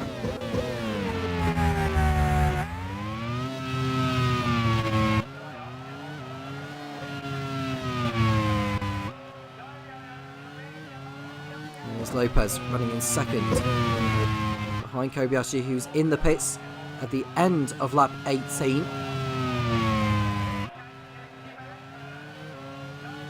wonder if Will Power will be heading for the pits as well in the Leighton House, as we watch Robin Fines.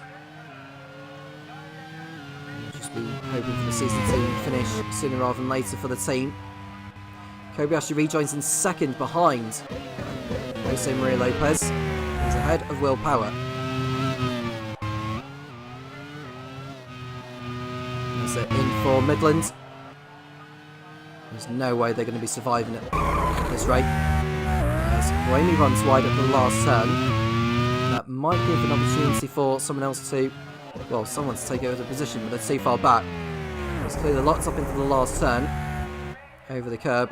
And he's able to stay on the track.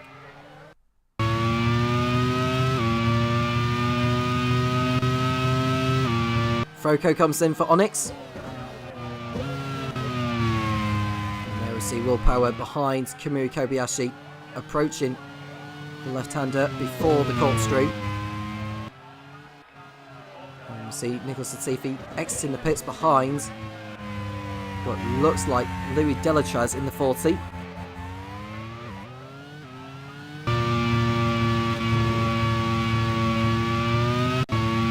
Lopez is now in for Mano. Also entering the pits is Will Power in the Leighton House. There is Marco Vettman getting through on Nicholas Latifi. And there we see Alex Lynn going off the circuit at the last turn, which allows Yunkin Dea through. Now, is Lynn able to get back onto the circuit? Stuck in the gravel trap there. He's been in there for a long time now. And this is costing him. Nick Yellowly, his teammate, is in the pits. But Lynn is having to wait for the traffic to go through first before he comes back on. He's been in there for a long time. And Lynn rejoins in 21st place.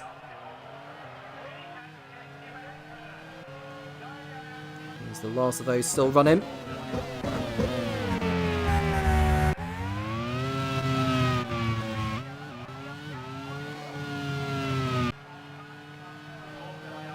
Marco Wittmann getting through on Louis Delatraz.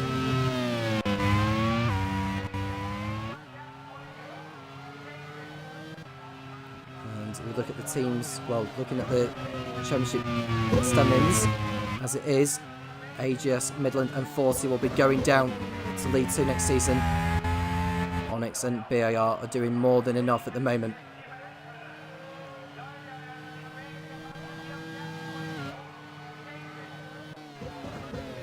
going to have to hope for a lot of the top runners to drop out of this to stand any chance. That's not happening right now. Kamui Kobayashi 12 seconds in the lead.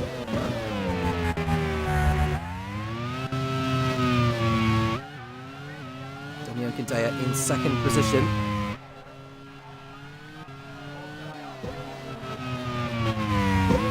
He's finished on the podium once this season, which is in Yongam. A bit of a spell on the sidelines. Although Adrian Quay Hobbs has had a go. Now we look at Pato Ward, who's had a fairly satisfactory season as well. And there's the TV, who's had a lot of reliability issues in that BAR all season.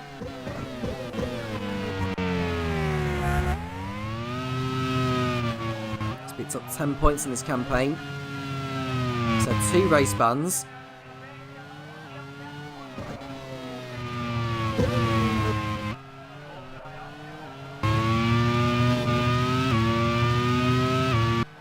Back to Yonkadeo, who's under threat from Lopez, is sending one up the inside, and Lopez is finally through on Denny Yonkadeo, and that puts himself up into second place, making it a Manor 1-2.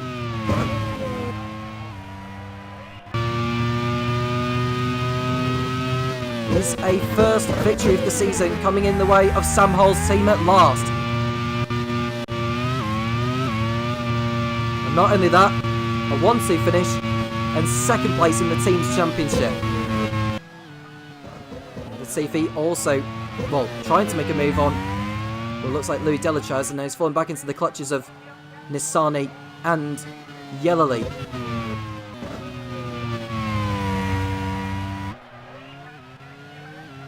Lap 23 of the race now. Kobayashi extending the margin. It's 14 seconds between him and Lopez. It's Yonkanteo, De Vries, Power, O'Ward, Buemi, Galeo, Frines and Pelot.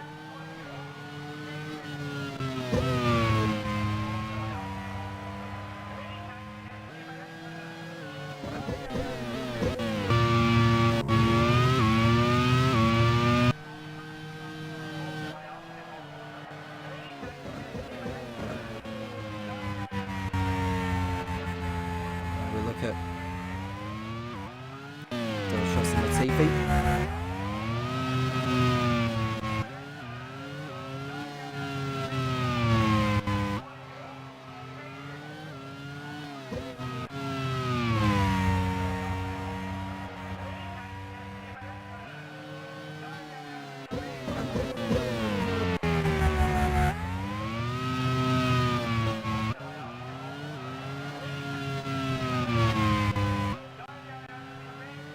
See the Super Guri of Robin Frines is running in 9th position, hoping to end his season on a high. He's behind. Oh, and that's Alex Pelot, who's been tipped back in the right direction there by what looked like Rio Haryanto. Pelot went for a spin, allowed Bourdais through, and Nazar and Wittmann. 40 also trying to get by, as is the BAR. And it was the Midland of Haryanto just tapped him back round, and he was underway again. Don't think any action will be taken on that. So the yellow flags are being worn to the drivers of Minson up ahead. Haryanto slowed the car down in time to only get the slightest of taps on the AGS. And Pelot is back up and running again. And no further action will be taken on that.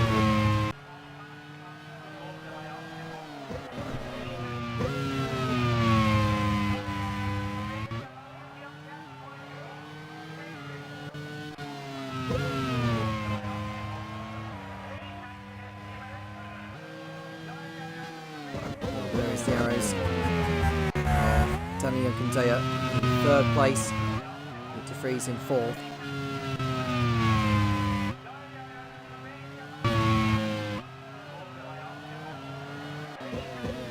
And Lopez extending the margin now over Okindaya. It's 3 seconds.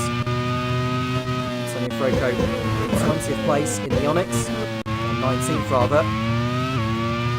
He's Ahead of Colton Herter. He's just got through on him now. He kept his car on the inside of the AGS. He was able to get through on that occasion. That spin for Palou has pretty much ruined all hopes of them staying up. At 25. Kobayashi having no such problems.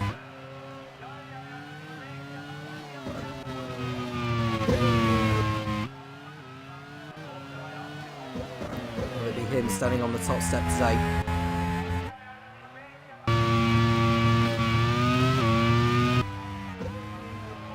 Go to Sebastian Buemi in P7 behind Pato Award.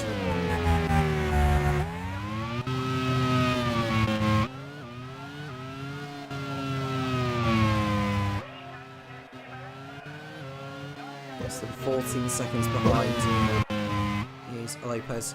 He wants to try and close down the gap on his teammate. He's been stuck behind every day for so long. Here's Delachazy. 13th place ahead of Nicholas Latifi.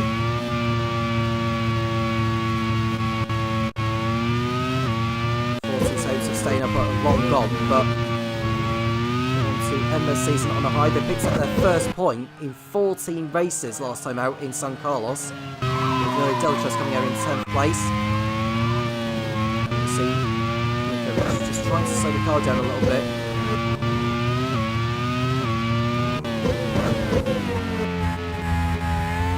Turn 9 that he went through. Had a little bit of a moment, but he was able to keep going.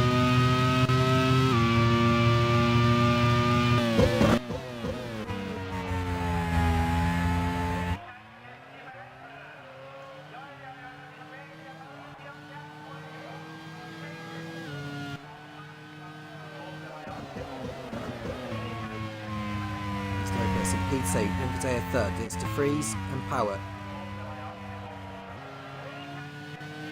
Latifi in 14th position.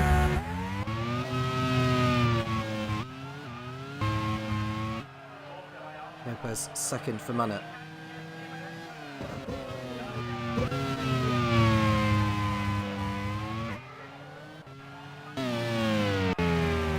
Look at Sebastian Buemi. He's a little bit too deep into turn 3. Gets away with it.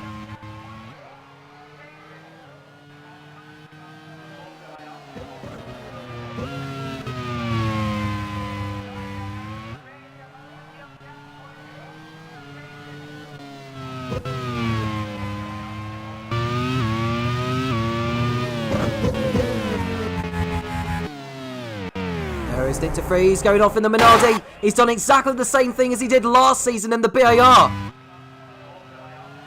DeFries going off the circuit in the Minardi. He's done exactly what Luke Brown has done. Now, is that him out? Or is he able to continue? That looks like a hard hit into the barrier. Looking at it now. Well, the engine's still running there. And remarkably, well, he's moving the car, but is it beached in the gravel trap?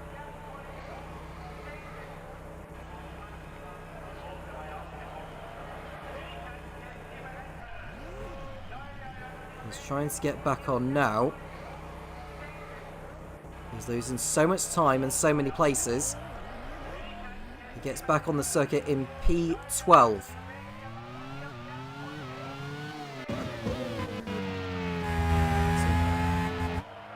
At the moment not scoring any points.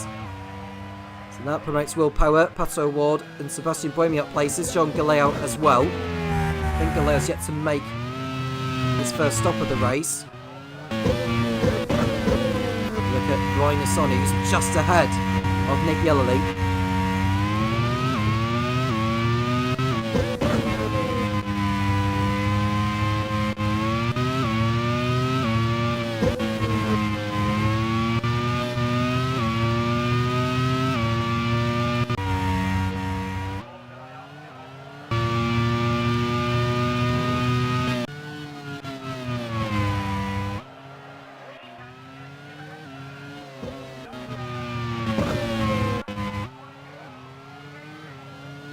Robin Francis moves up to 8th thanks to Jeffries' spin. Bourdais is 9th, and Felipe Nasr, who is carrying a disqualification over him, is in the final points paid position in 10th. So Marco Wittmann would inherit that point, should Nasr's penalty stay as it is. And we look at De Vries, who's running in 12th place right now.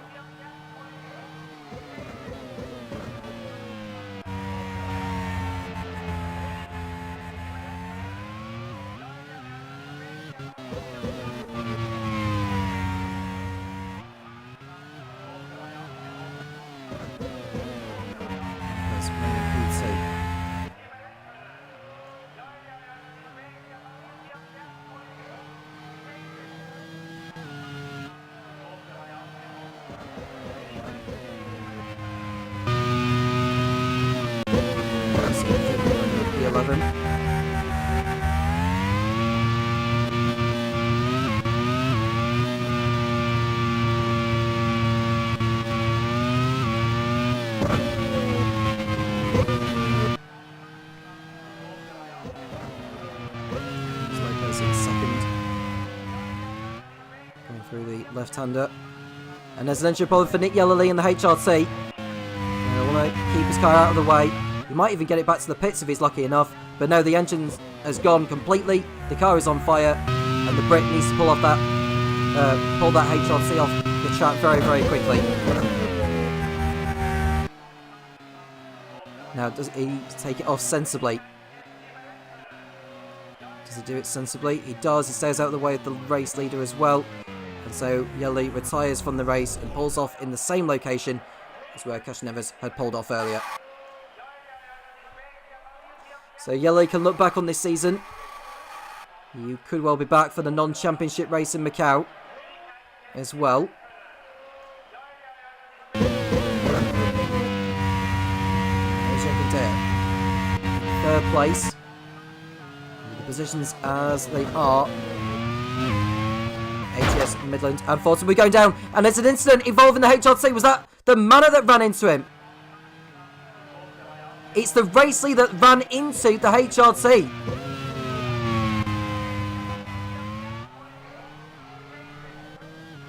Well, the HRT went for a move. Did Kobayashi slow down? Oh no, it's Kobayashi's fault completely. That was avoidable there from the Japanese. We'll get an onboard view of what happened there. He ran into what was Alex Lynn. Alex Lynn went for a move on Colton Herter, and Kobayashi just couldn't stop the car in time. So Kobayashi will be hit with a 30-second time penalty, I'd have thought, because Alex Lynn will need to come into the pits to get that rear wing put back on again. It's a 30-second time penalty and a back of the grid job for the race in Macau. And that changes the race with Kobayashi in the race lead. And now he's going to have to pull out a monstrous gap over Jose Maria Lopez if he's going to win this. And Lynn comes in for a new rear wing, and that is HRT's race pretty much done and dusted. They're still in play to seal their place in Macau. The 13th on the all points stats for this season across the 2 leagues. Of course, needing 19 points now to overhaul HRT. For Super Aguri, they need 17. Robin Fines is in 8th place right now. He needs a 2nd place finish if he's to have any chance of joining the grid, and that's very, very unlikely.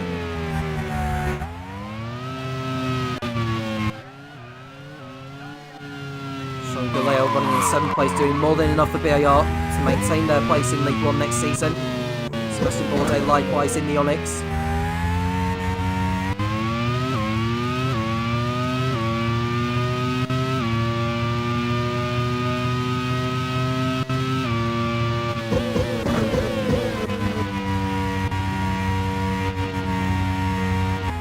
And just to remind you that the Teams Championship had been decided at the very beginning of this one, with Scott Dixon being taken out by Jean-Eric Verne. Now we look at Roy Nissani, He locks up in the 40. Over the 40 still going at the moment in 13th and 15th.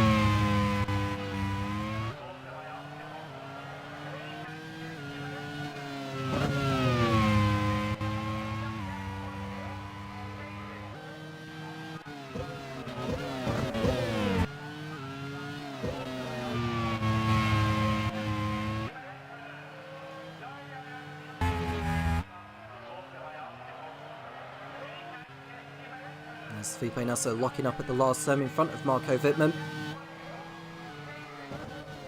And we see an engine problem further up ahead, and it's Robin Fries in the Super Aguri. He'll be joining his teammate on the sidelines, and Super Aguri are out of the running for the season, for the non-championship race in Macau. And Michael Gillespie's first season as Super Aguri manager is going to end in disappointment. Kobayashi into the pits for Mana. Will he get out in front of Yunkandeo, I wonder? You can see Bourdais, Nasser, Wittmann and De Vries going through. Fries pulls off and he is out of the race. What a miserable season it's been for Super Aguri. Huge step back. A huge step back from last season. Will Power came into the pits for Leightonhouse. He'll stay in the points once he rejoins the chase. He'll rejoin in 7th place, no problem.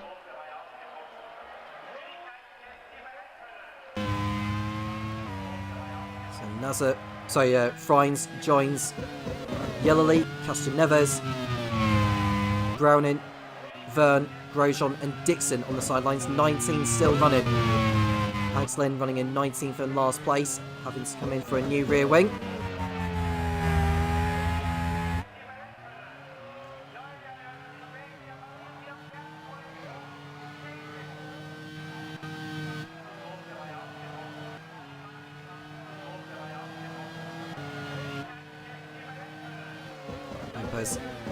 In the race lead now. He has a pit stop still to do. Kobayashi rejoin ahead of Yunkandeo in 2nd place.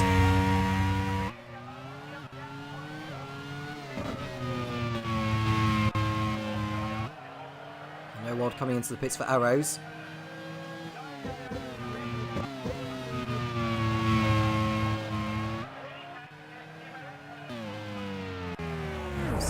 Locking up ahead of Galeo. He's having one of the races of his career so far. Wittmann entering the pits for Prost.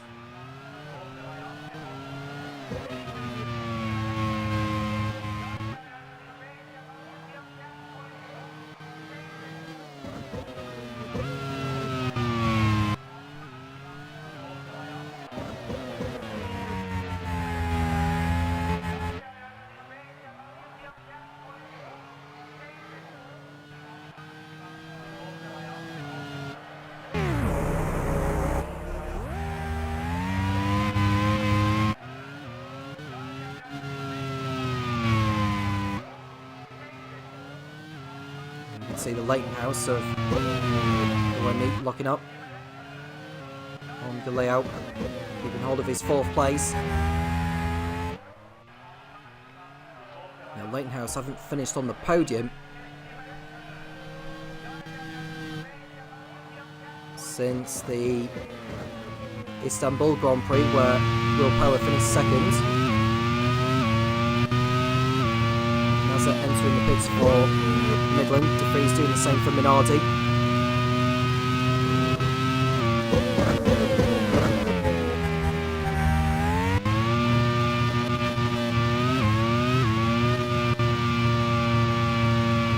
Entering the pits also in the AGS. See, oh, that's the Mana pull off. That's Kobayashi out. Kobayashi retires from the race. I don't know what caused the failure there for the Japanese, but Kobayashi has pulled off with a mechanical problem. He is out of the League 1 Laguna Seca Grand Prix, and Lopez can have an easy run to victory from here now. The 30-second time penalty is no longer relevant. Kobayashi is not going to end his season, and Buemi's pulled off as well. He must have encountered a problem of his own. He has done. So that allows Galeo through. He'll go up into 3rd place, will Sean Galeo in the BAR. Bromie pulls off with front suspension failure. More problems for the Leighton House team. So 2 of the front runners out of the race. Kobayashi and Buemi. So that moves Power up to 4th. Bourdais will go up into 5th. O'Ward will move up as well. Delachaz will move up at the moment into 7th place in the 40. We haven't said that for a long time. Latifi, Nizani and Haryanto will also move up. And with 24 laps to go, who knows what can happen from here on in. Nizani enters the pits for 40, as does Haryanto.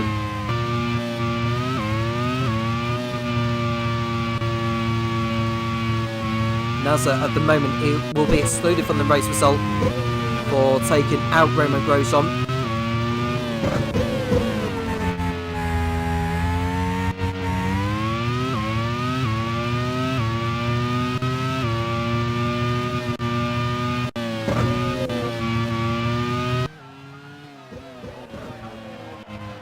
Haryanto holding up what looks like Junkin Daya there, who won't be too pleased with this.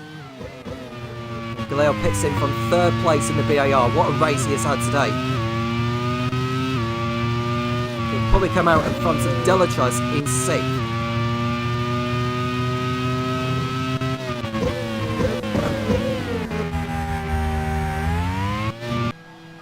And now we look at the battle for 4th place between Bourdais and O'Ward. I would expect Bourdais to be in the pits again before this race is over, but he's having a good time of it. He's finished on the podium in Brands Hatch this season, remember? And there's a collision between the AGS and the HRT, and Palou has been taken off by Alex Lynn. The 2 Alexes coming together.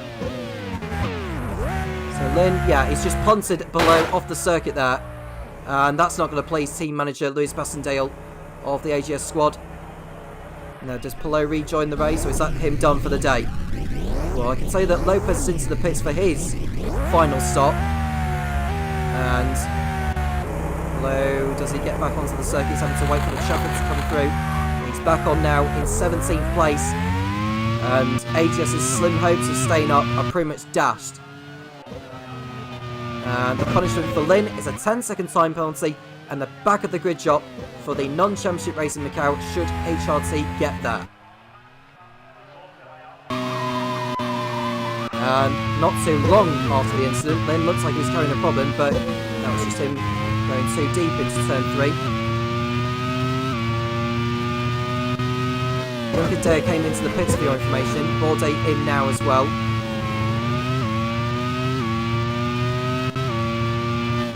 Bourdais will rejoin ahead of Delachaz. And Latifi, who have also come into the pits. Froko and Wittmann will go up, as will Nasser. Now Wittmann is in a battle with Froko for 6th place. So, in actual fact, Bourdais dropped down to 10th after his last stop. Now, Marco Wittmann started the race from 25th on the grid. He's found his way up into P7. Brilliant drive there from the German. He's up the inside of Froko, and Wittmann goes up into the top 6 now. A fine effort from the Prost driver. It'll be a little too late for them to get onto the grid for Macau, but could see them leapfrog Super Aguri into 7th place in the Teams Championship in League 1.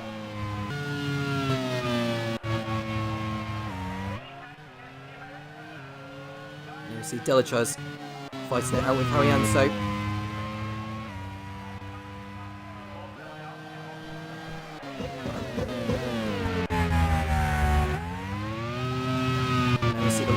In the Midland there, and that's Haryanto going for a spin, nearly taking out Lopez whilst he was at it. So that ruins Midland's hopes of getting anything out of this race. There he is going for a spin right in front of the HRT of Alex Lynn and the manner of Jose Maria Lopez, who's a lap ahead. And just needs to be careful. He gets back onto the circuit safely and not into the path of another driver. Bouncing across. That was what Brendan Hartley did earlier. And he's hit the barrier there, and that's a dangerous spot for Haryanto to be parking there. Now, does he get back on safely? He's reversing almost in the wrong direction.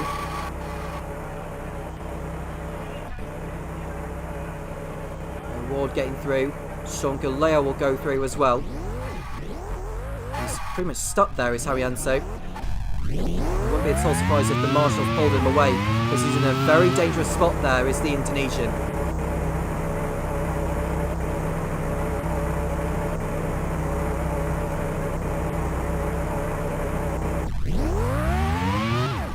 Stop there is Haryanto. It's like on the... It's almost beached on the top of the hill of the corkscrew. He really needs to get back points in the right direction. He's the middle driver. Now he's coming back on. He's hit the barrier. Now this is very dangerous. He's pointing the right way now, but he's lost so much time. And he's 2 laps down on the leader. He's Haryanto. That just pretty much sums up Alex Johnston's season as the Midland boss. And we look at the team's championship, and HS, Midland and Faulty will be heading for the League One trapdoor. They will be relegated as it stands. BAR having one of the best races of the season. Sean Galea up in a brilliant 5th place and chasing after Pato O'Ward.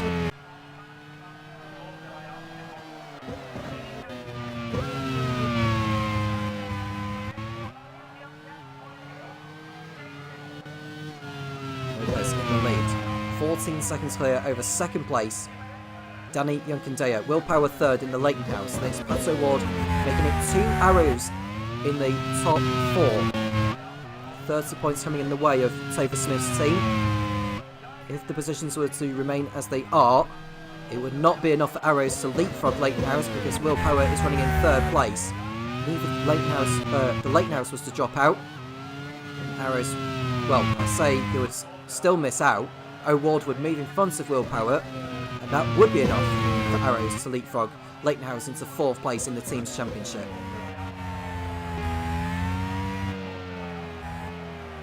There is Antonio Froco in the Onyx, being lapped by Jose Maria Lopez, who is 18 laps away from sealing his 1st Grand Prix World Series victory. It feels overdue, but his time was going to come eventually. And today could well be the day that changes it for him. And for team boss Sam Hull.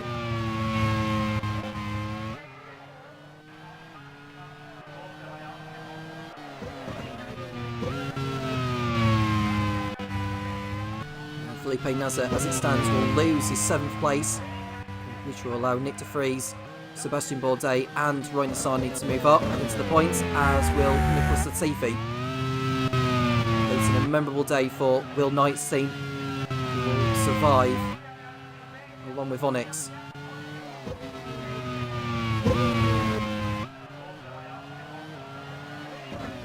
De Vries is behind Nasser in the battle for 7th place as we watch Roy Nassani a little too deep into turn 3 ahead of Nicholas Latifi.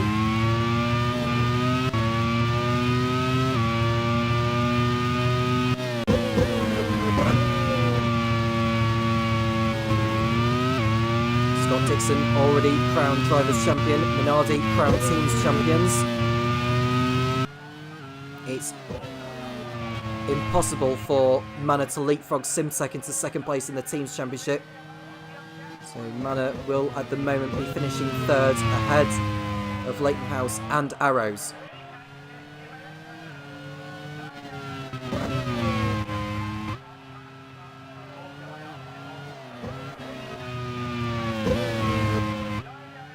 Arrows have tasted victory on 2 occasions.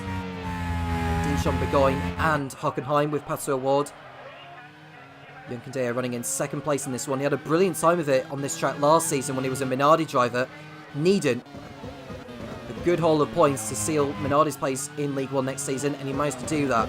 And we see De Vries and Nasser go off. In fact, De Vries has lost his front wing. Now, did he go in too deep? He went side by side with the Midland, going into turn number 5. At the inside goes De Vries, went way too deep, and he got it all horribly wrong. In fact, the wheels come off, and he's out of it, is De Vries. Both Minardi's out, and it's not the first time this season I've said that. De Vries goes no further, so neither Minardi or Simtek are going to be scoring in the season finale.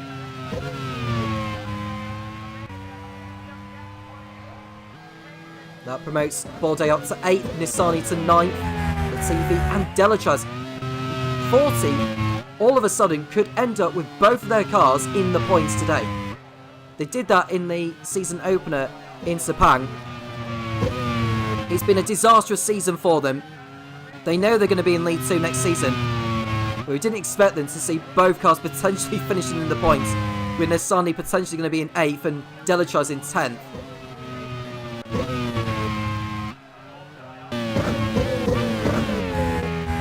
Lopez putting a lap on Delachaz now.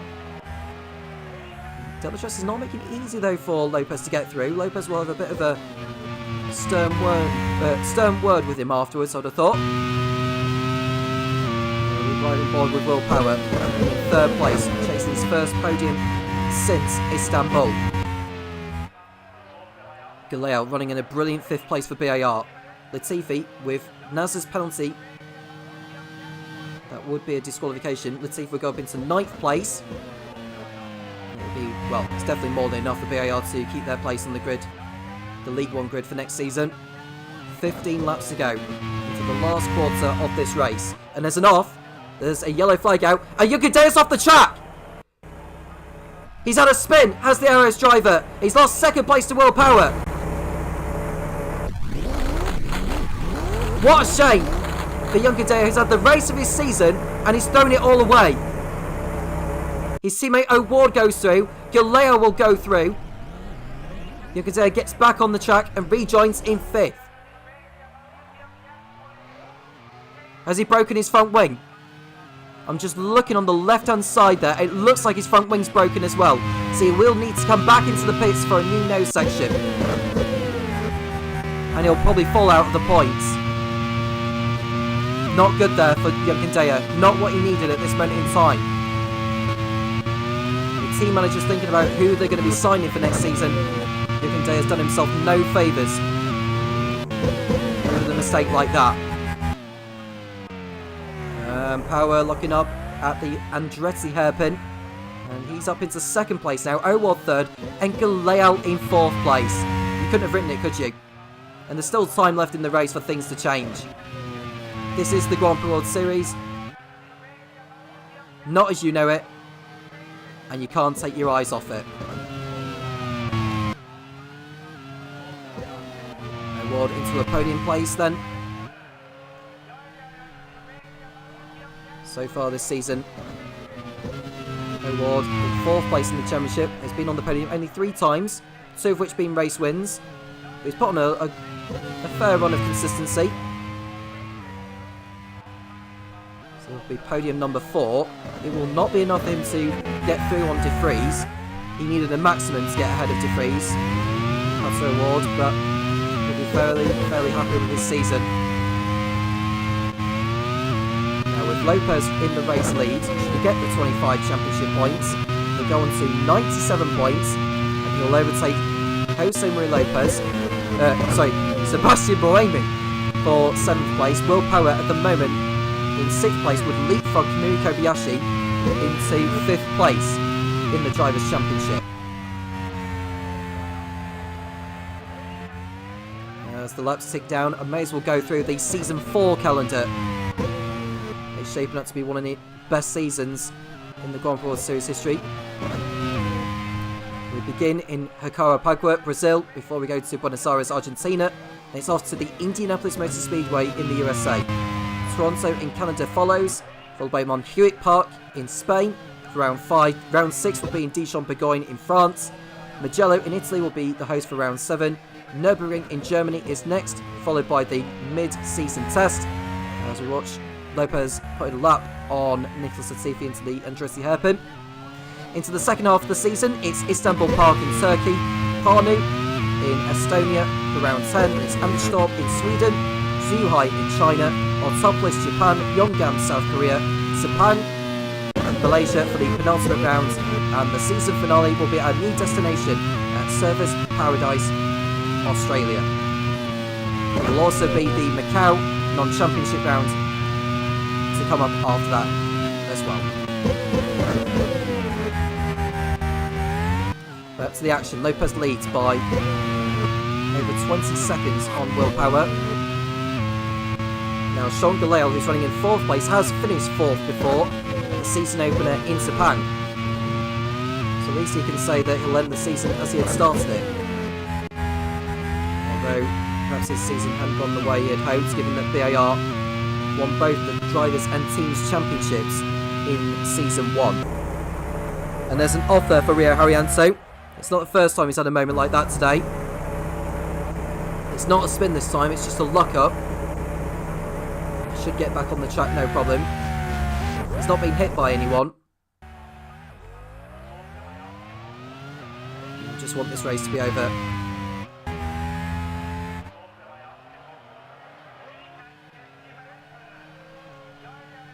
"11 laps remaining. Lopez leads, Power second, Owad, Galale, Wittmann, who's running in 5th. Nasser, at the moment, will be excluded from the race result for taking out Romain Grosjean. Team manager Alex Johnston does have the right to appeal that, though. Sebastian Bourdais, Daniel Cadea, Ryan Nissany, Nicholas Latifi running in the points. And taking the last point, should Nasser's penalty stand, is Louis Delatraz for the second race in a row.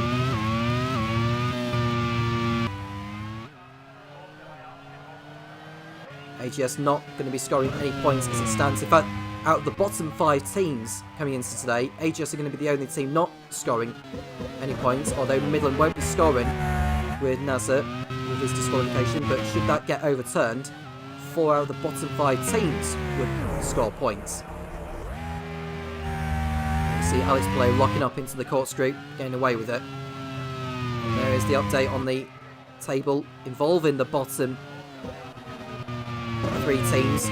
AGS, Midland and 40 will be racing in League 2 next season. Onyx and VAR will be continuing on in League 1 in the next campaign. I have to say, Sean Galale has been piling on the pressure on Pato Award over the last number of laps or so. 10 laps to go, you never know what can happen from here on in. VAR have not achieved a podium all season.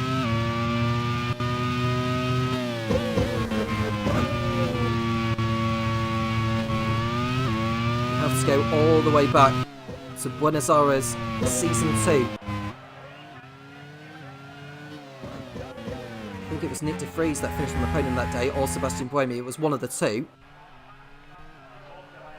I can find that out for you. It was Sebastian Buemi on that occasion in the BAR. BAR have not tasted a podium all season. What a day to get one to celebrate survival. It has been a season to forget for them, but it'll be nice for team manager Will Knight to pick up something for his efforts.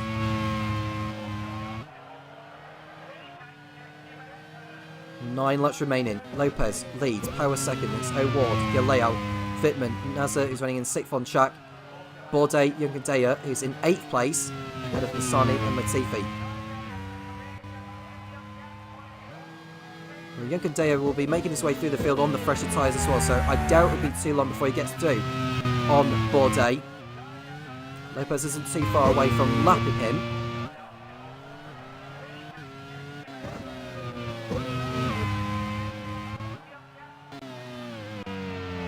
Hello. Making his way through there as Nasser and Bourdais are nose to tail.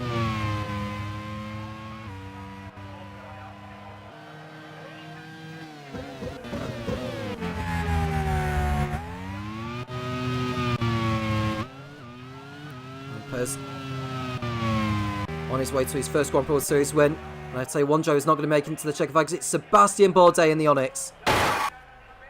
At least they're well and truly safe from relegation, but it would have been nice for Bourdais to get to the end and score some points. His race is over. At least that moves Roy Nassani, Nicholas Latifi and Louis Delatraz up into the points on track. And with Alex Lynn's time penalty, that should promote Antonio Froco up into the points as well, should Nasser's disqualification stand.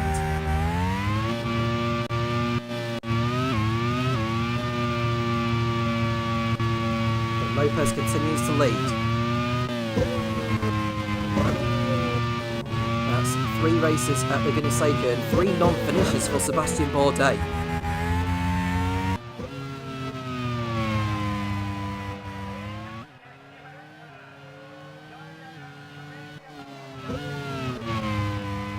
See. It looks like, is that Daniel Okindeo chasing after Nasser? I think it must be. It's behind Okindeo. Although I might be wrong actually. No, it's Pato Ward. Because he's got Sean Galeo right behind him. O'Ward's place on the podium is far from secure.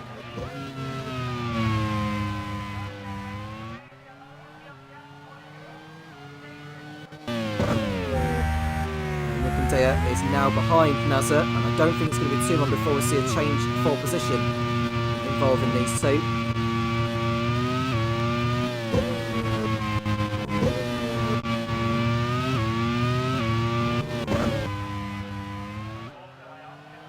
There's Will Power in the Leighton House in second place. And we ride on board with Yokindeo, who thought about going for it on Nasser, but had to back out of it.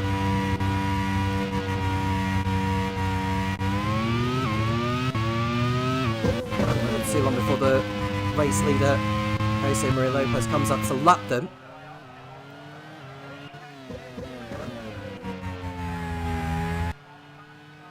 Yokindeo line up Nasser for a pass now, and Yokindeo gets through into 6th place. Further ahead, O'Ward still ahead of Galeo, but Galeo closing in all the time. This is a really fine effort from Sean Galeo today.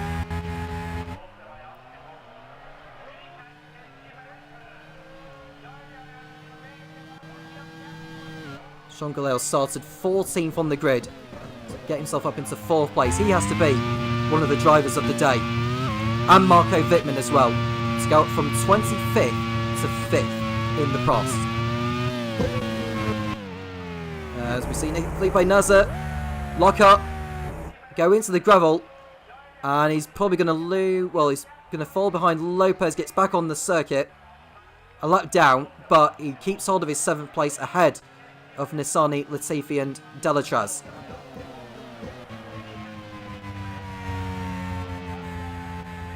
Jose Maria Lopez 5 laps away from victory. He does not want to throw this away now.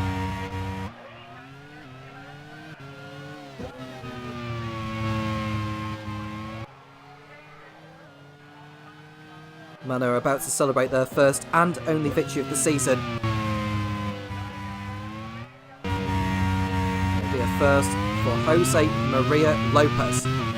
Long time coming, but I'm sure it'll be worth the wait. 9 podiums to his name in his Grand Prix World Series career. About to make it 10 today, but more importantly, the race-winning champagne is going to be tasting for the first time. Delatraz locks up in front of Alex Lynn. Now Lynn does have that penalty hanging over him. 10 seconds it is. He'll be serving, so if he wants to be finishing the points, he needs to get by Delatraz rather quickly.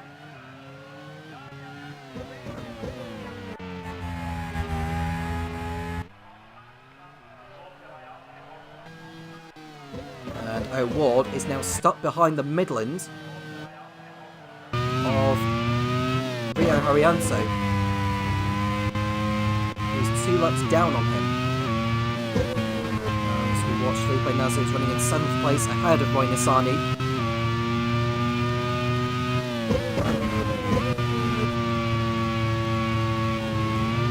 Well, Midland may be going down today, as will 40 and AGS, but at least the likes of those two teams have put on a good show today for the fans, when you least expected them to.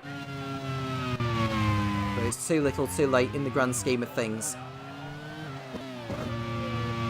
And so, we've held up O'Ward for so long, he's now holding up Galeo.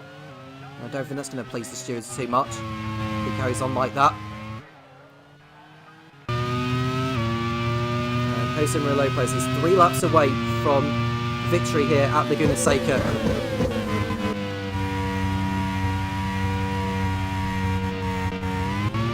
It was a 5th place finish when he was a Eurobron driver on this track last season. It's going to be the race win this time around as a Manor driver. I can imagine this is going to give Sam Hole something to worry about in terms of who he's going to be choosing for his driver pairing for season 4. O'Ward's still in 3rd place ahead of Galeo.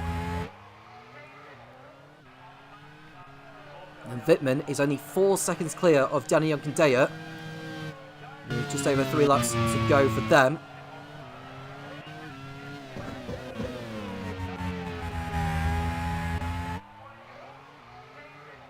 Wittmann cannot afford to back off too much at the moment. What a job he has done today. If only Grosjean stayed in the race, Prost would have had more of a chance to be within a shout of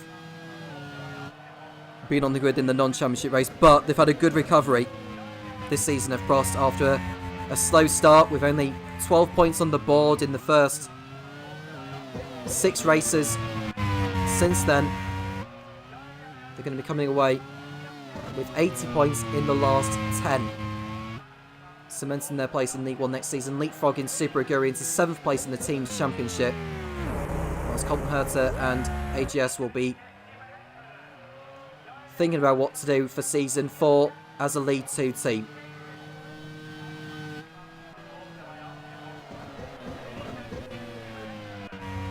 Lopez 25 seconds clear over 2nd place Will Power.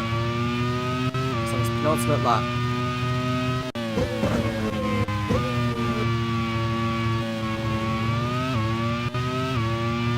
Is running about 3 seconds behind Marco Wittmann. Now we watch Froco in the Onyx, locking up at the corkscrew but keeping his Onyx on the circuit. And Alex Lynn is ahead of Louis Delatraz into 10th place. Jose Maria Lopez has now started the final lap in the Manor.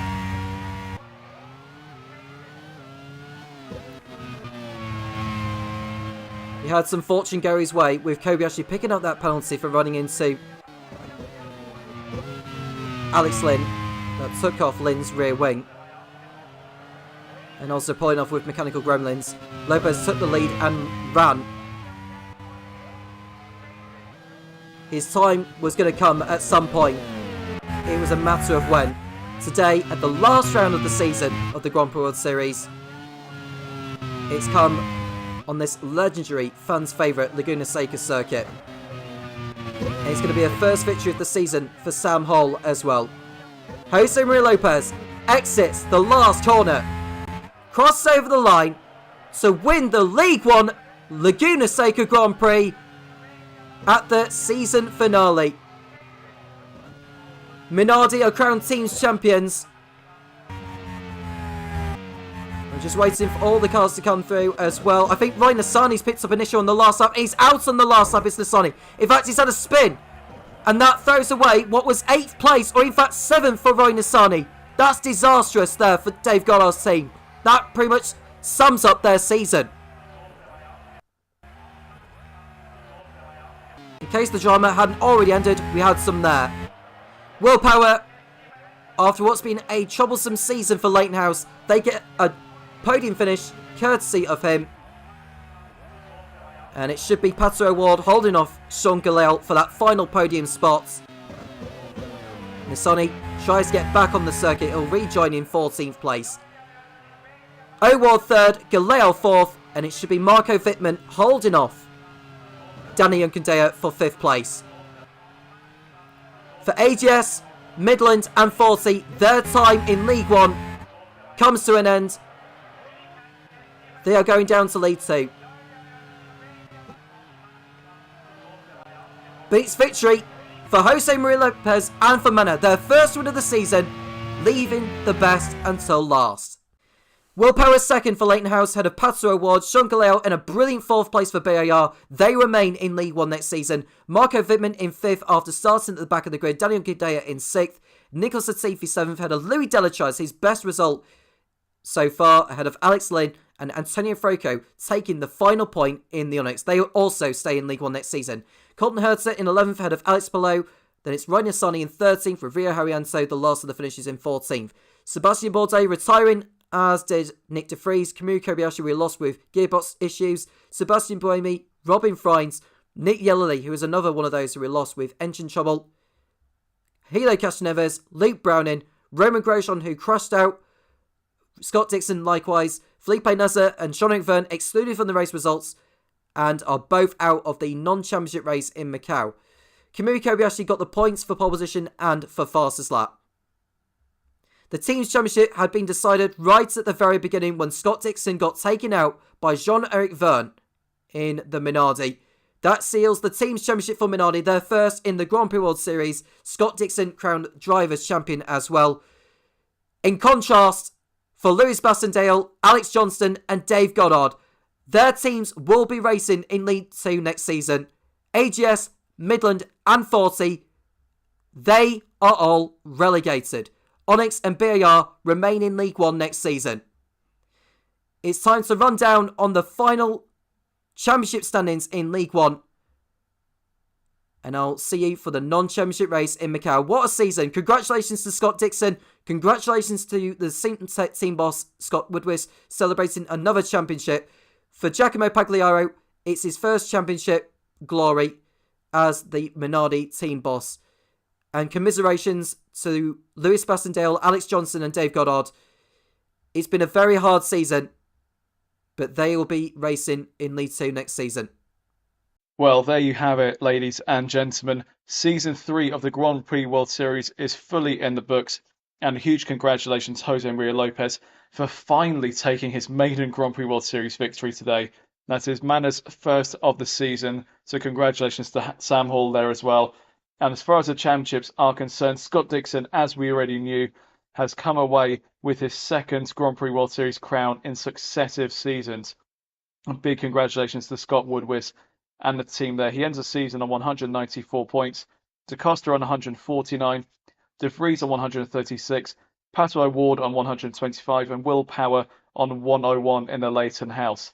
Jose Maria Lopez, with that victory today, ends up as the lead of Mana, having only done half of the season. He ends the campaign on 97 points, 5 ahead of Kamui Kobayashi. Sebastian Buemi, Alex Lynn and Daniel Gudea all round out the top 10.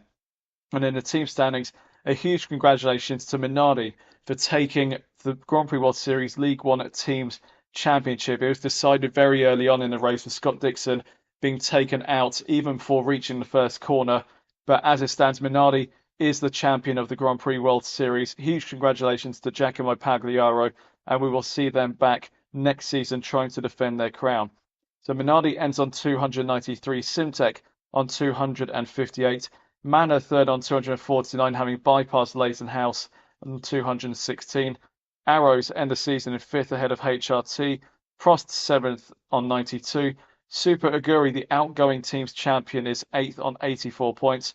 Onyx Grand Prix on 60 and BAR on 56, rounding out the top 10 and surviving the drop zone. It is now confirmed that being relegated down to League 2 for Season 4 will be AGS, Midland Racing and 40 Corsi, and they will be doing everything they can to get themselves back up to League 1 in time for Season 5.